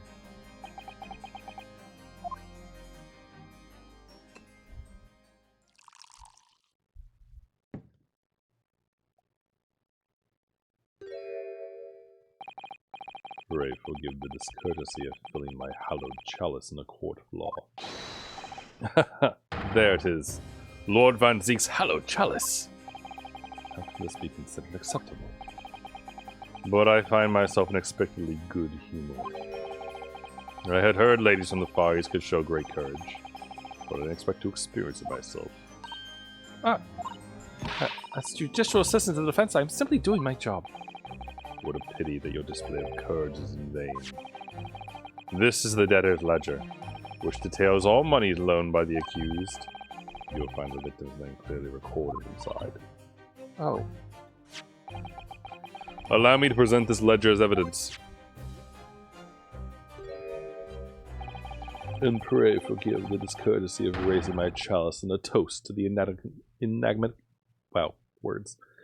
enigmatic East at the same time. A marvelous toast, Counsel. I will gladly accept this new evidence. It includes the victim who owed 20 guineas. Ah, yes, 20 guineas. The victim owned a considerable sum. And the accused, quite certain he had ample recompense. Well, it would seem I've had the wool pulled out of my eyes. Regrettably, madame, that is the modus operandi of the accused. And such a pretty little clock, too. What a scoundrel. Still, maybe it's all for the best. Ah, wait a minute. Let's think about this a little more before. I don't stand for nonsense.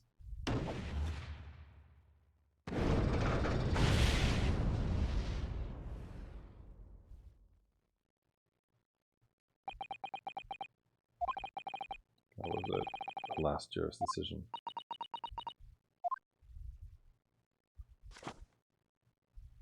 Can we get them to change their mind? According to this encyclopedia of British law, when all members of the jury have concluded that the defendant is guilty, court proceedings are suspended, and the presiding judge will deliver the final verdict and sentence. That's what it says here. The final verdict. It's over them. Oh! There's a footnote, though. The footnote? However, the defense...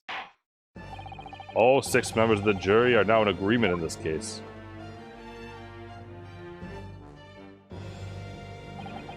Allow me to convey my respect for your swift and righteous decision.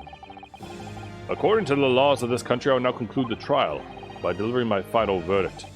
I trust there are no objections.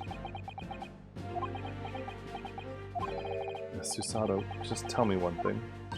Oh, yes? You were in the middle of saying something before. The footnote in your Encyclopedia of British Law. How are the defense? What did it say next? Oh, yes, of course. One moment. When all members of the jury have concluded the defendant is guilty, court proceedings are suspended, and the presiding judge will deliver the final verdict and sentence. Then the footnote says, however, the defense has the right to demand a summation of examination of the jurors at this point.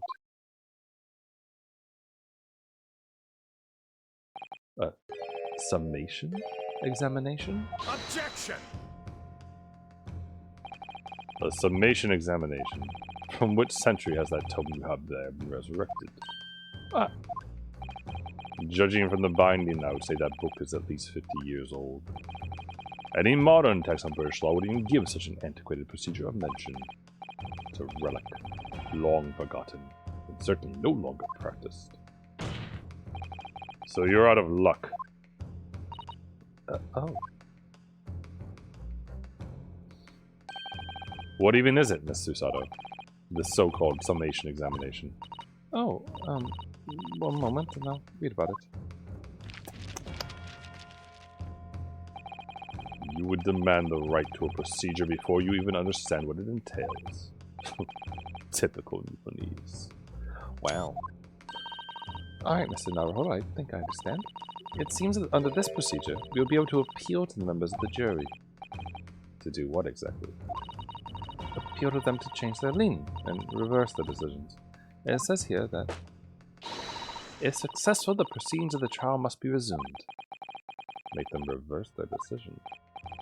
Yes, in times gone by, barristers would use a summation examination to attempt to influence the jury's decision.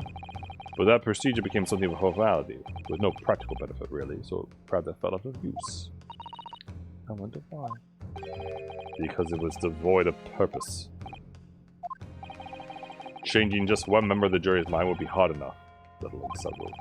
No self-respecting defense barrister would even assert his right to try in this day and age. Still, I don't see any mention of the procedure actually being formally revoked. What are you suggesting? I'm suggesting that although it may be antiquated and largely forgotten, it isn't yet extinct. What do you think, Mr. Naruhodo? A summation examination. Our last possible option. Do we assert a right to carry it out or admit defeat? Of course we're going to assert our right.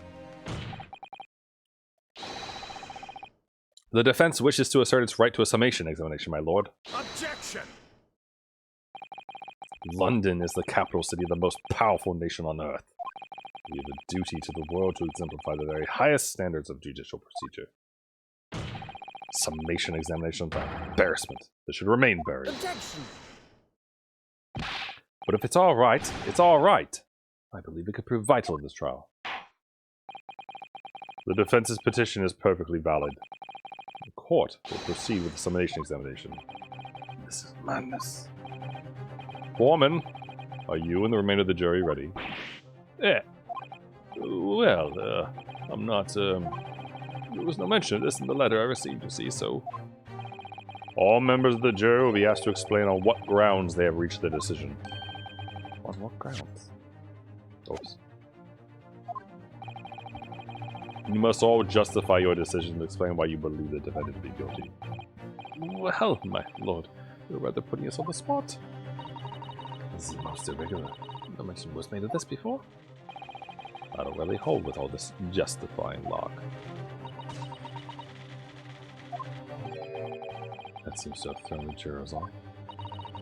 It seems none of them have experienced this before. Alright then.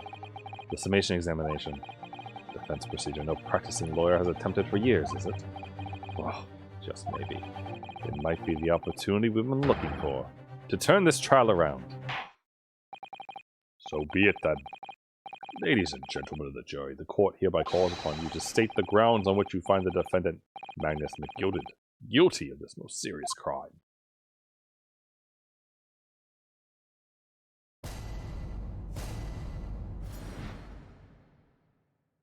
Okay, so there's no way for me to present, right? Before. There was no one else inside the carriage at the time. Oh, it has to be him. I trust the driver. He has an excellent memory, it seems. 4 passengers, with fares totaling 20 pence. He stuck the chap next to him just like this. Brazen, I must say. Absolutely brazen. I have simply typed and collated all the statement made thus far, drawn a lot of conclusion. You can trust the guild. Fair fares is our motto. We haven't raised our price above 4 pence for years. 4 pence. 4 pence, you say? The scoundrel stabbing that poor man on the floor. The beggar's belief. Okay, we have at least 3 things to work with here. Because it said 20 pence. 4 into 20 is 5. I know math. Some of the jurors don't seem to have wonderfully formed arguments, though, do they? Well, let's see what we can do.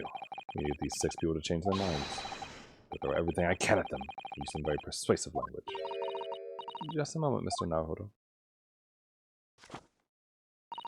According to my book, that's not quite how it works. Oh? I was going to have to thaw their icy minds with some heartwarming rhetoric about the defendant. Unfortunately, once the jurors have decided the defendant is guilty, they're unlikely to heed anything the defense says. But then, they've reached their conclusions by their own reasoning, you see. Your pleas will sound like excuses. In fact, it could recoil on you. The more you try to persuade them, the more intense they may become. Then what on earth am I supposed to do? Oh dear. I'm just citing what I've heard about British law, Mr. Naruhodo. Right. I'm sorry. Do you have any idea how to make this work, then? Well, from what I can understand, the key to this procedure is using the jurors' own words to make your argument. What do you mean? Well, the 6 members of the jury are randomly selected members of the public. They may appear to present a unified front, but the truth is, they are complete strangers who just happen to find themselves here in the courtroom together. And that's the way to break them down, you mean? Yes, exactly. We must listen very carefully to what each member of the jury says, and see if we can identify any contradictory statements. If we can, We then contrast the statements and pit the corresponding jurors against each other. I see. Those contradictions what 2 or more jurors say what they're looking for. In a way, then, this is similar to a regular cross-examination. Oh, yes, I suppose you're right.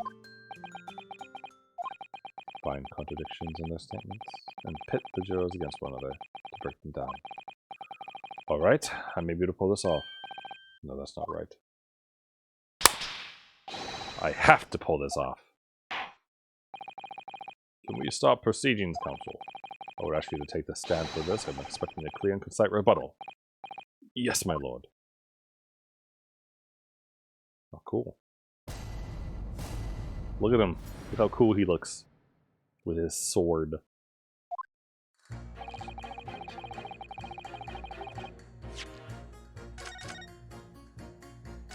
Oh, this music too, though.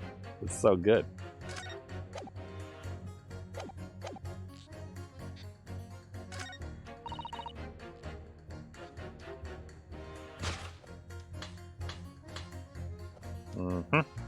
Objection!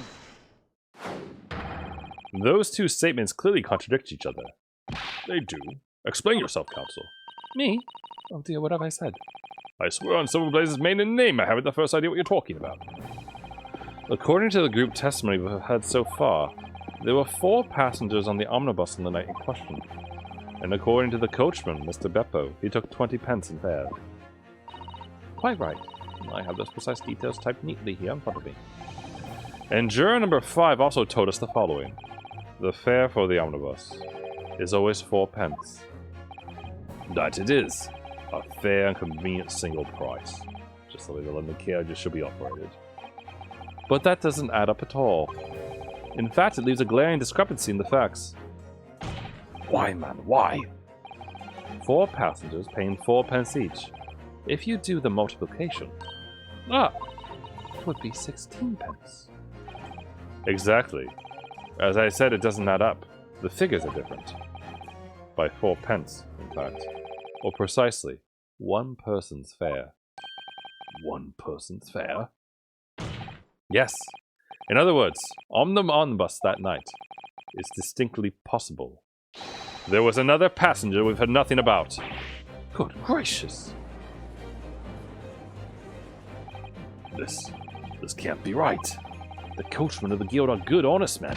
But in all, trustworthiness is our watchword. The figures your coachman claim most certainly do not add up. Your watchword, good sir, is a fallacy. I beg your pardon. Mr. Guildmaster, I think you ought to consider that if this trial were to end now, the news will surely spread all over London. The news that one of your coachmen tried to hide the fact that he let nefarious characters ride his omnibus. Alright then, how do I make it so this miserable trial doesn't end,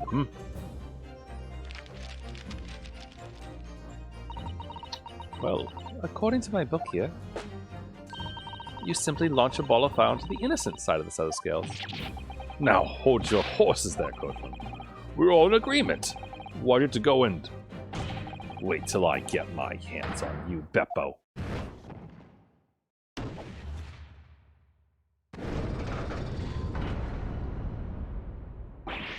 Oh, this is all very irritating. Begging your pardon, sir, I'm going to do the same. I think we got 3, at least. For the love of Mike! Not you as well. A penny can be the difference between a smile and a tear, after all. I certainly can't put my trust in someone who doesn't follow my exacting standards in financial matters. Oh, really?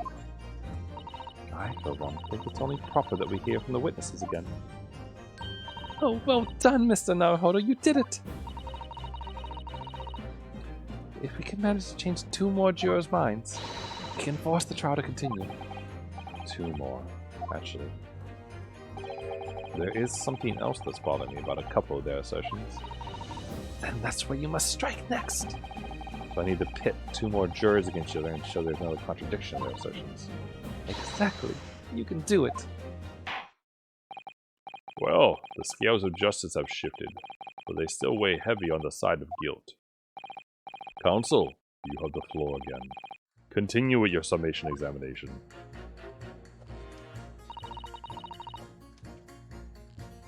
actually like to hear what the slipshod bookkeeper has to say for himself. Let's save while we're ahead.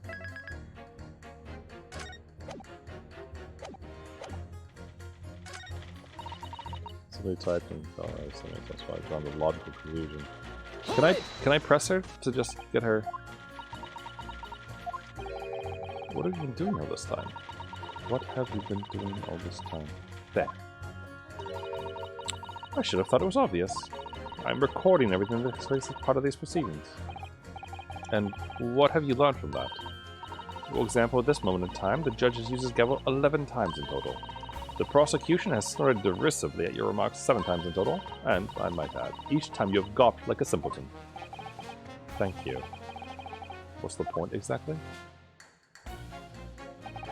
So anyway, madame, are you able to explain why you think the defendant is guilty? That is a conclusion I've drawn as a result of the copious notes I've typed. Clearly, I'm asking you to explain why you've drawn that conclusion. Please don't distract me. It makes it extremely hard to concentrate on my note-keeping. This is going nowhere. Okay, apparently not. This scoundrel stabbing that poor man on the floor. I wonder...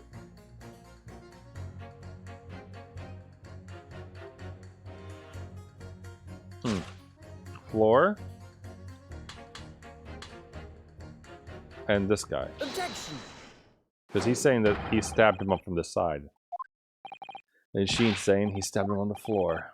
Oh, dearie me, I was only knitting a jumper for my other half. What is all this claptrap? What does contradictory even mean, I ask of you?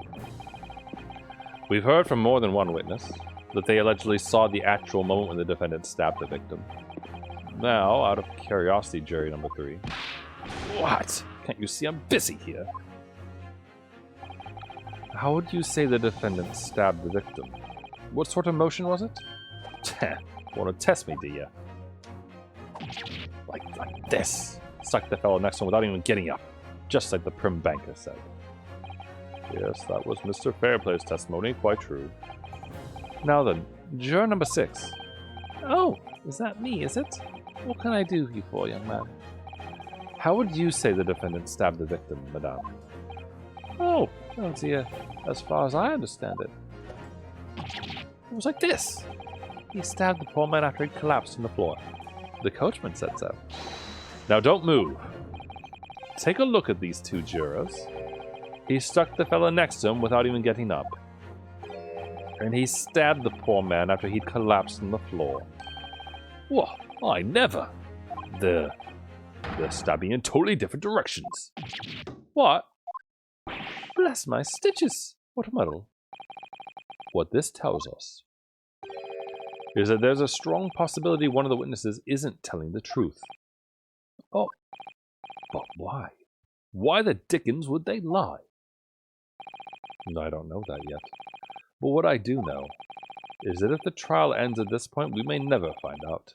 We may never know the real truth. Ladies and gentlemen of the jury, you really let this happen, in all good conscience. Right, you say. Oh, dearie me. I can't abide people telling lies.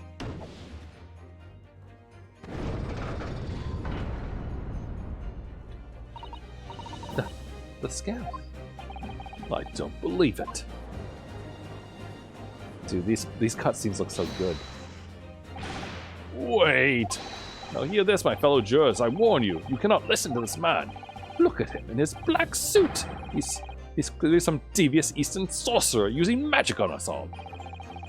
If I could use magic, do you really think I'd be putting myself through all this? Answer me this, Doc Jinx. Me? What exactly is the problem? What of it if the 2 witnesses have slightly different recollections of events? What of it? Let's say the Shylock did stab the victim as they were sat next to him on the omnibus, and this young dandy saw him do it. And now let's say the victim collapsed on the floor, and the Shylock stabbed him again. This old lady saw him do it. Well, what's to say it didn't happen like that, Are you calling it dandy, sir? Well, I should take this knife to you. Who are you calling old? Why, I should take this needle to you. They're ready to kill each other now. But could the foreman of the juror be right? Do the two witnesses see two different moments of the same crime? Out of the question. Unfortunately, Mr. Foreman. What is it, you dark jinx? Come on, out with it. What you're suggesting is impossible. It's out of the question. What are you talking about, man? How can you possibly say that? You do realize that I'm only doing my job. As foreman of the jury, I have a responsibility to steer everyone in the right direction. So where's your evidence, man? That's what we want to see. I say the two witnesses saw two different moments of the same crime. If you say that's out of the evidence, show me some proof. Looks like the only way I'm getting out of... Looks like the only way I'm going to convince him is to present with him something he can't dismiss. Some irrefutable hard evidence. As you wish. What? I'll give you the proof.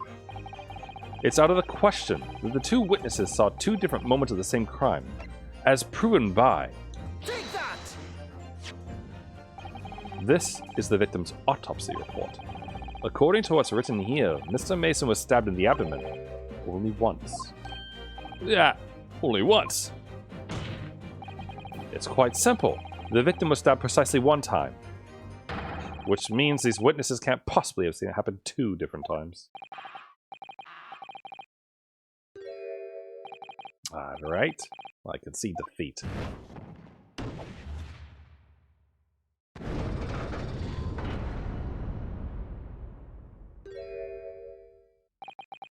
Wait, but that means 4 jurors are now leaning to not guilty.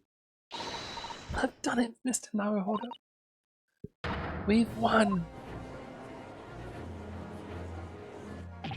What are you playing at, you dandy fool? Shut your trap, sir. No one deceives me. But we had a consensus. I said shut your trap. I know a liar when I see one.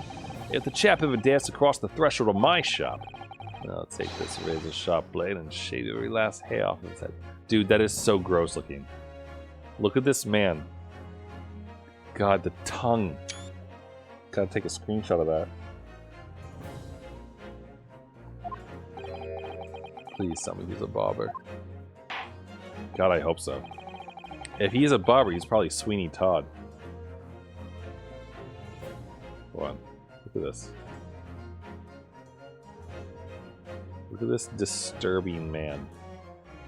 Let's just blow him up. We're just gonna put him right here for when we need him. The defense's summation examination has flipped the balance of the scales of justice. The jurors now stand at 2 for guilty and 4 for not. Accordingly, there is no longer a large enough majority among the jury for me to adjudicate, and the trial must continue.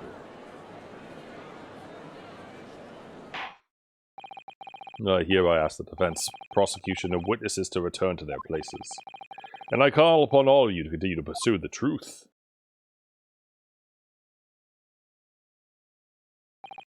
So, Lord Von Zeeks, continue to substantiate the case of the prosecution, if you please. God, it's like the coffee from the other game.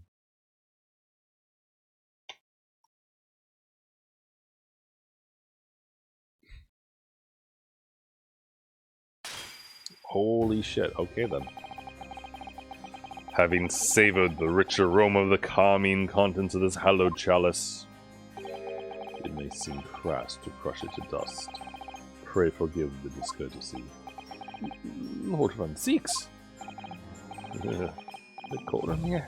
It's just me.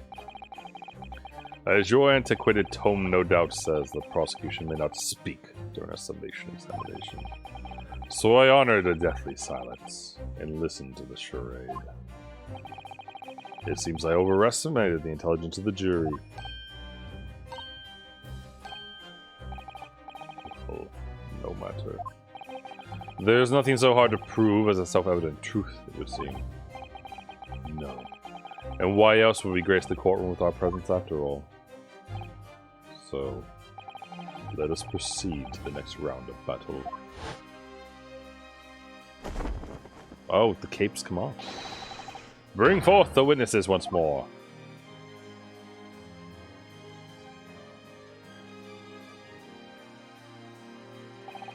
Witnesses! I trust you heard the summation examination we just had to endure. Oh, yeah, yes, sir, that I did, sir. Of course I heard it. Yes, sir, I heard it. You, sir, on the other hand. The coachman. I believe it's Beppo. Yes, my lord, sir.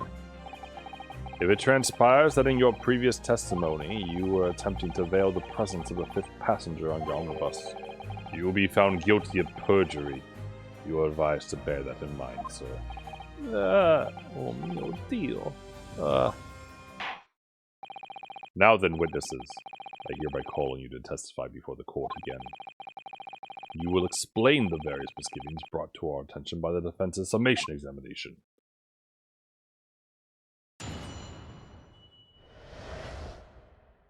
Various misgivings.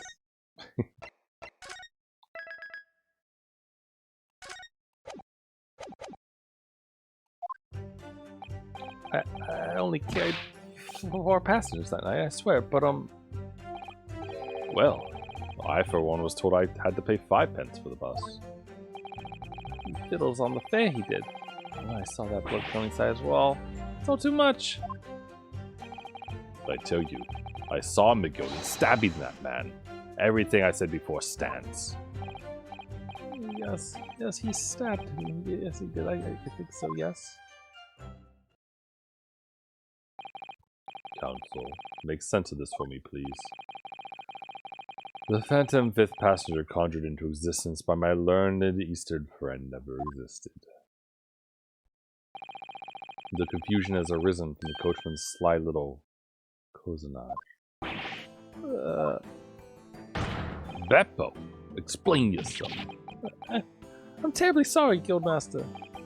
The guild's fare is 4 pence across the board. You know that. Am I to understand that you've been overcharging our passengers by a penny a fare?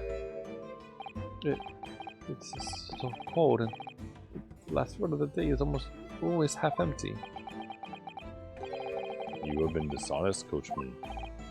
Oh, I'm sorry. You're a disgrace, Beppo. A disgrace. Your selfish actions have brought dishonor on the entire guild. If I may, sir, I had to pay 10 pence on the bus just last week. What? 4 passengers at 5 pence each is, yes, 20 pence. I've done the arithmetic 10 times already. I just can't make the result come out differently. No, that figures.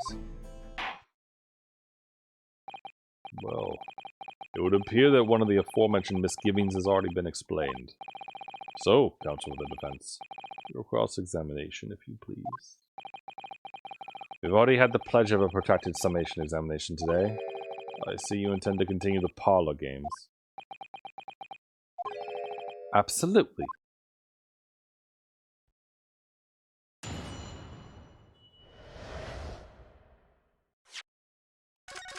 Okay, whoa, no. The dude on the right is freaking out.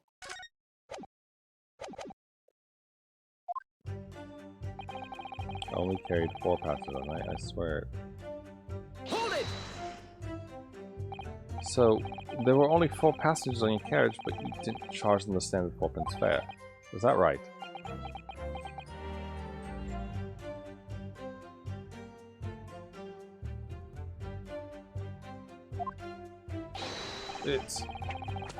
It's impossible to make the last run of the day pay.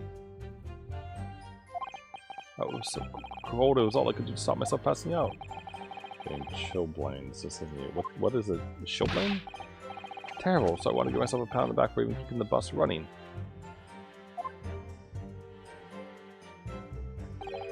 Doesn't a dedicated coachman deserve an extra penny per passenger? You're digging a deeper hole for yourself here. If only there had been a 5th passenger on the bus that night. Then we would have had another suspect.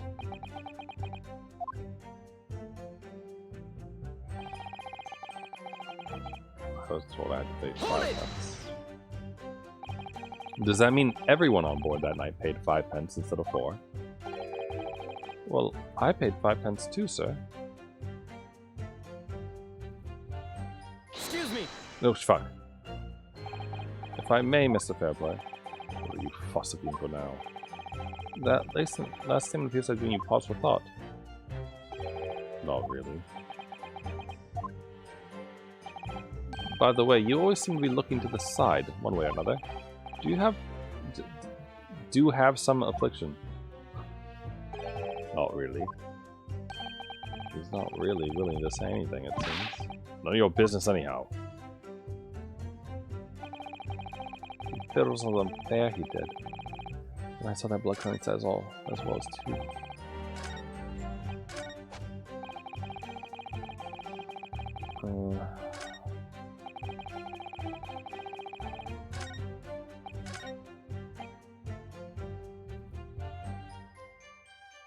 Hold it! Sorry, I just want to finish the press because I accidentally pursued someone.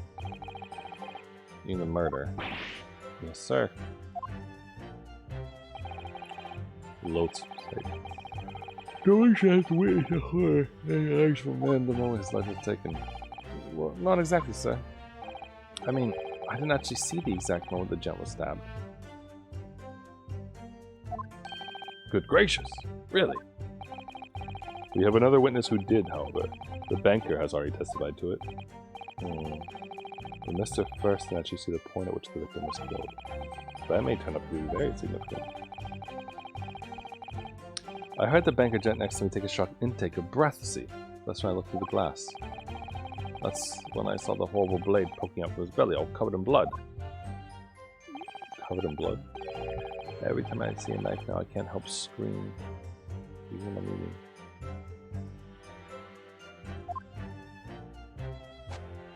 So, the Beppo wasn't, he wasn't cold during that time, it seems. He had ceased his dithering, as they said. So you saw the defendant, Mr. McGoldrick, stabbing the victim, Mr. Mason was sitting next to him. That's what I said, isn't it? Are you okay? Excuse me. Mr. First. Oh, how can I help, sir? That last night, did it trouble you in some way? Not particularly. No. That's the same thing as we said before.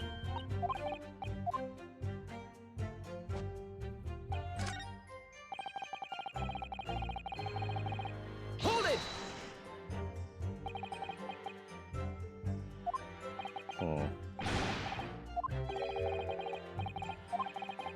For just a brief moment, he hesitated before answering the question. There's only the two of them inside the carriage, wasn't there? There's been much talk of a fifth passenger, but as yet, zero evidence. Then what are we wasting this time for, eh? Black and white, the man's guilty. Oh, he's looking straight on at me right now. Something about Mr. Fairplay's testimony just jars with me. Wish I could work out what it was.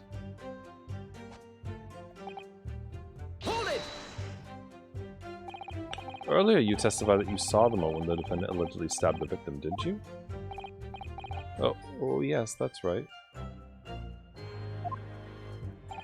You said that the victim was on the floor and described the assailant holding a knife in an ice pick grip. I suppose. I might have, you know, yes, put the cart before the horse, maybe. What's this? Well, I'm quite sure about most of it. I was driving the horses when I heard a scream from the seats on the roof deck. Oh, I expect that was me, sir. Then when I turned around, yes, I saw it through the skylight. The gentleman was on the floor and the knife was sticking up out of his midriff. Excuse me. Is that true, according to you? No, he's just gonna say not really a bunch.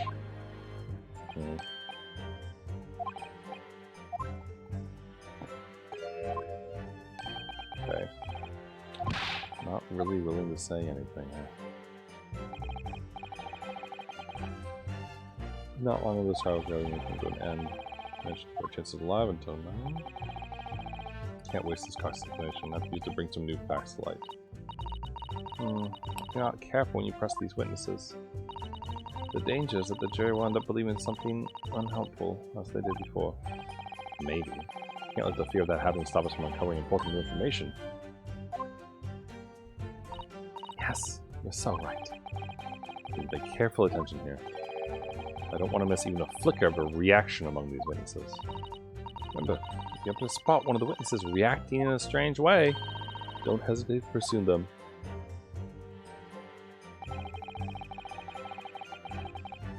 Okay. So far, the only strange thing I've been able to notice at all, I guess, is that, like, he's normally looking side to side, right? But this part, he stops. Also,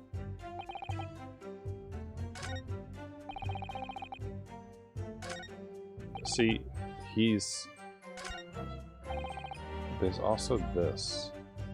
Like, the shivering doesn't happen right now, but then it happens again right here, and also happens here. Hold it!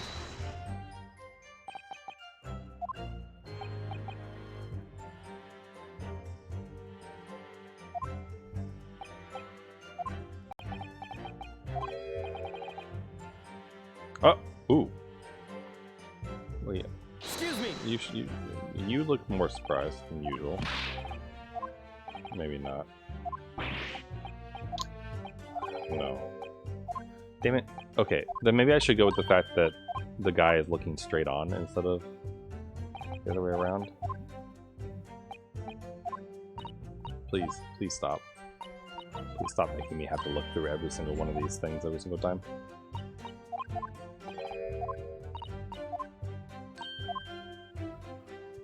I get it.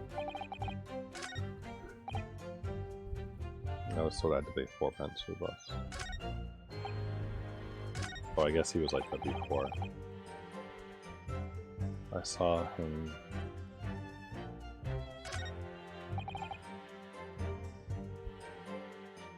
Hold it!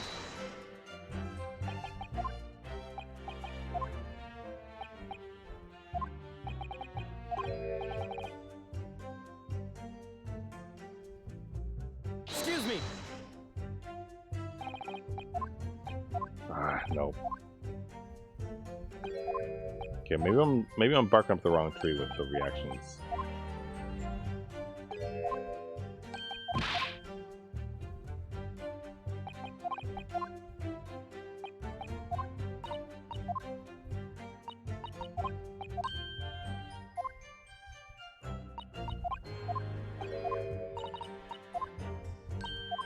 Okay.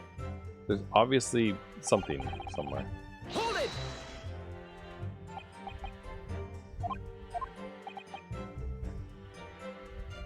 They're all the normal.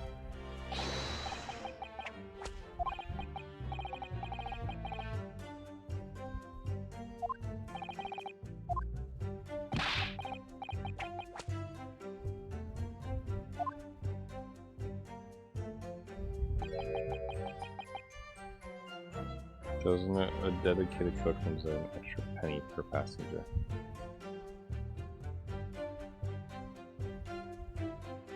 No one's doing anything different. So why is it doing the bidding noise there?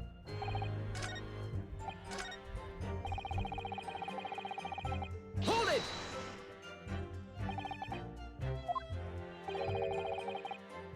I paid 5 pence too. He's always dithering though, right? Excuse me.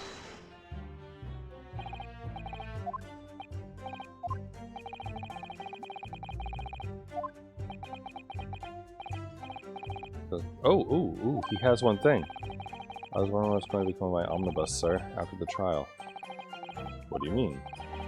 Can't help wondering. Would no one want to ride in a cursed carriage someone was goading? Would anyone want to ride in it? Yes, the cursed carriage could be an attraction, maybe.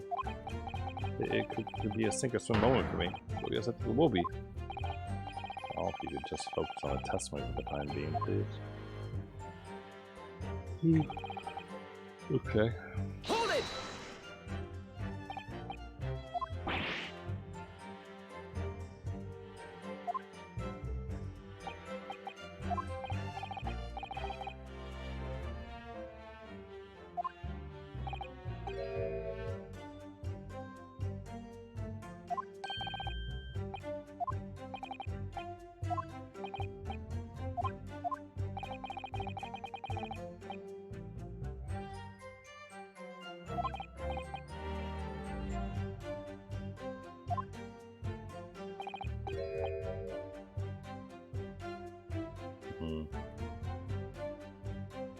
Should we present the knife to him? Like, what do you...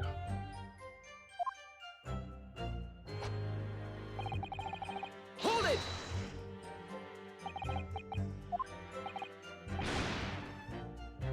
They're all the same.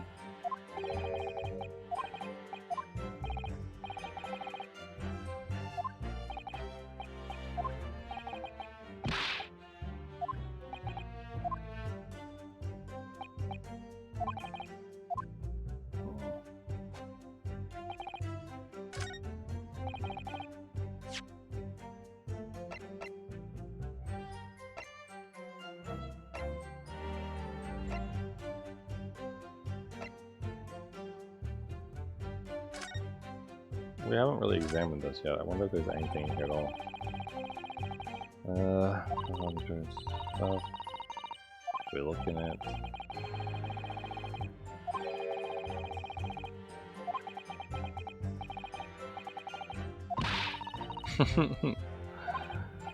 Yeah. What will we find in here?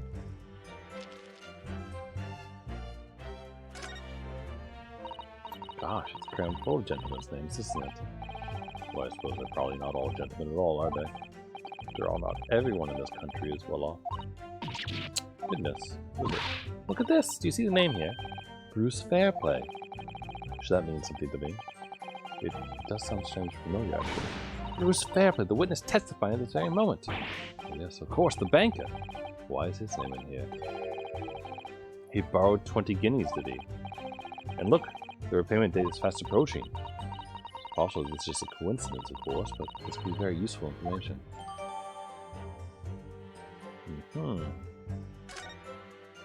Well, that certainly is something, isn't it? Okay, there we go. New information acquired. Because I forgot to examine that piece of evidence.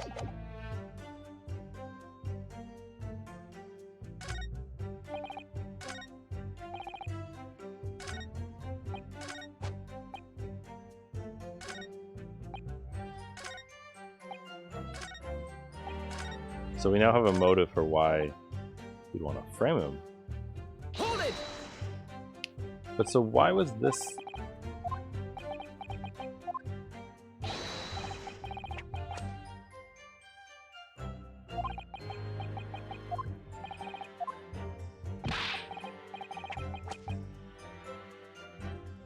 He's not making any changes at all. He's just looking away. And he's not doing anything extra here. He's just looking afraid all the time. Excuse me!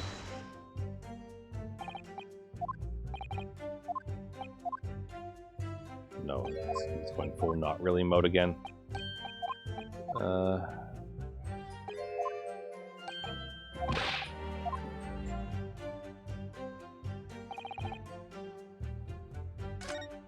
It's like, it doesn't really make any sense why we get like we wouldn't present evidence here, you know? Or like, would it make sense to present it? Hold it! Like, saying that he has a motive to see the man go away doesn't really...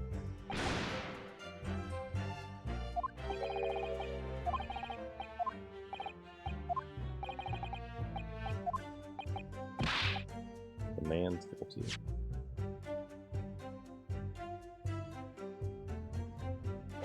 Okay, maybe it is this.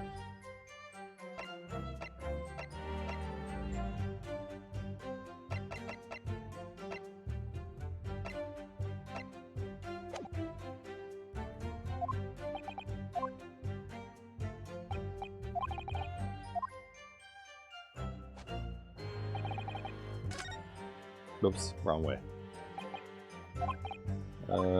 Yeah, she's gonna tell me to react. I know, I get it.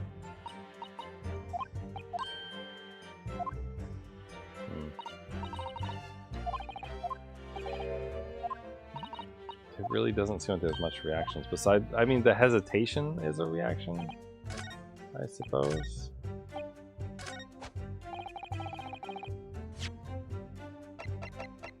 Let's try the evidence that's linked to him to see if it does anything for us. No, it doesn't do anything at all.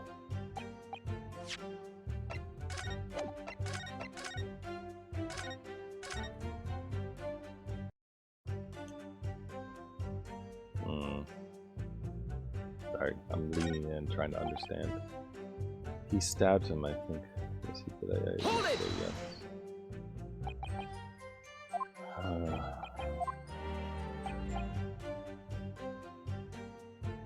Holding a knife for an ice pick grip. Excuse me. We've done this already, right?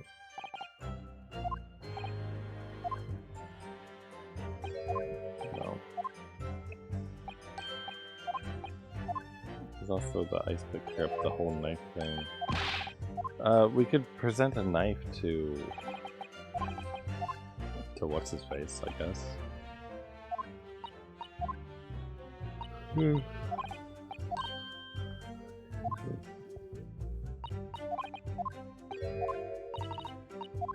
wonder if I'm just dumb. Like, am I tired and I'm missing something obvious? Or is it really this opaque?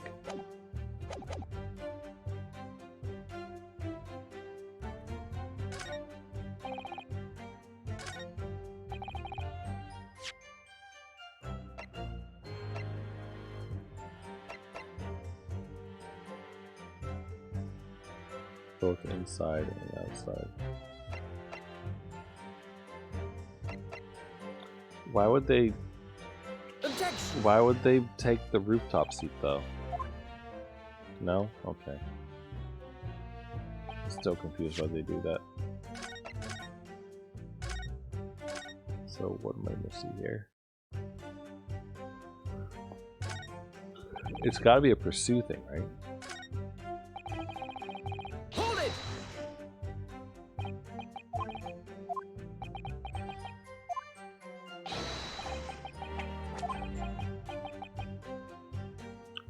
I was so cold, it was all I could do to stop myself passing out.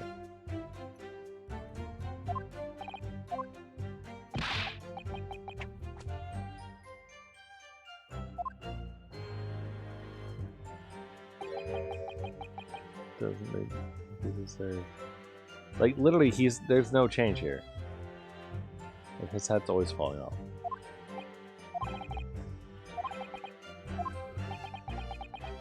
Why is Van Zeek's like just sitting there? Hold it!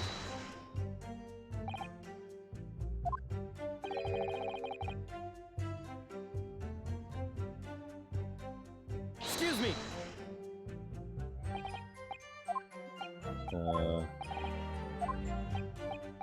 No. Damn it, no. Okay, I kind of think maybe I should stop. We're like in the middle of this trial thing trying to figure it out, but I feel like I'm dumb. I saw that blood coming inside as well. Is this what you saw?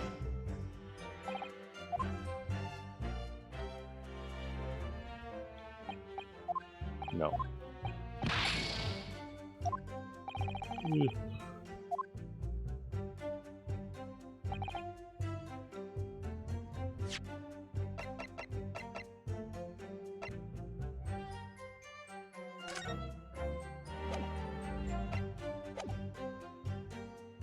All too much, he says. Oh, he's not filling anymore.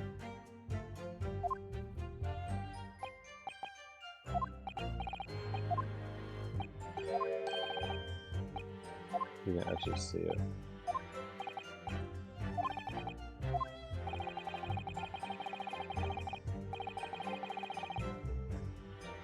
It's not doing anything. Huh.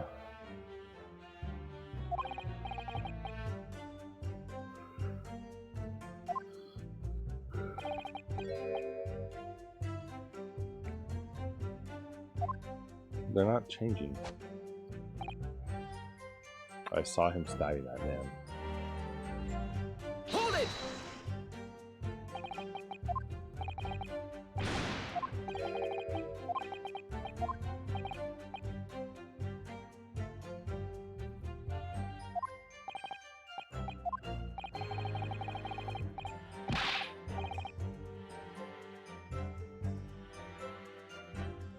His hat's not falling off anymore, but like,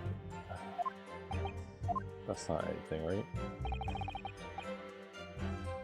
Just jars with me.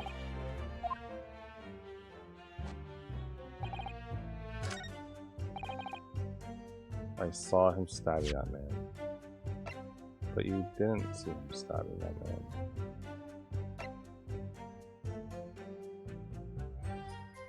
Objection! You can't see his face in this picture. No? Alright, whatever. It was flimsy. Gotta be something. There's something I am missing and I am too dumb to understand what it is right now.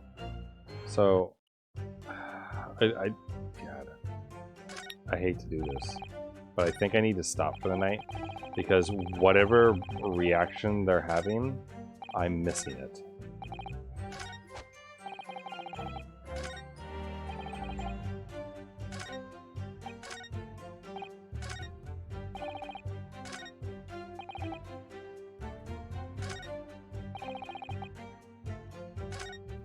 Yeah, whatever it is, I am very much missing it.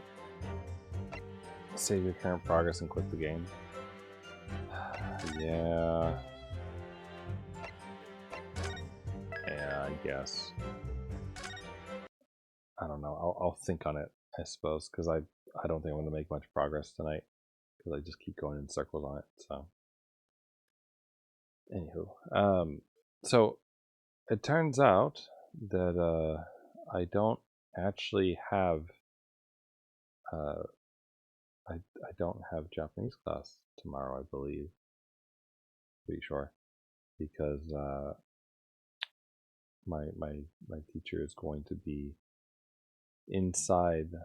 What am I saying? She's gonna be in a different country. She's gonna be visiting Japan. And I forgot about that. So I think tomorrow, actually, unless I'm mistaken on which week it is, I think I'll be streaming at the usual time for Yakuza 5. So I'll see you then. So I hope you enjoyed tonight's stream. Again, apologies that I'm stopping it a little bit early, but I don't want to go around in circles and make you all feel like we're all insane and that we all want to, do this. So I'm gonna go and sleep, and then we can try again another day to understand that, and hopefully it'll be better with a fresh set of eyes. So anyway, have a good rest of your night, rest of your day. I'll see you around, and let me know if the audio quality was good, I guess, because I did get a new headset and it has a new mic on it, and I think it's better than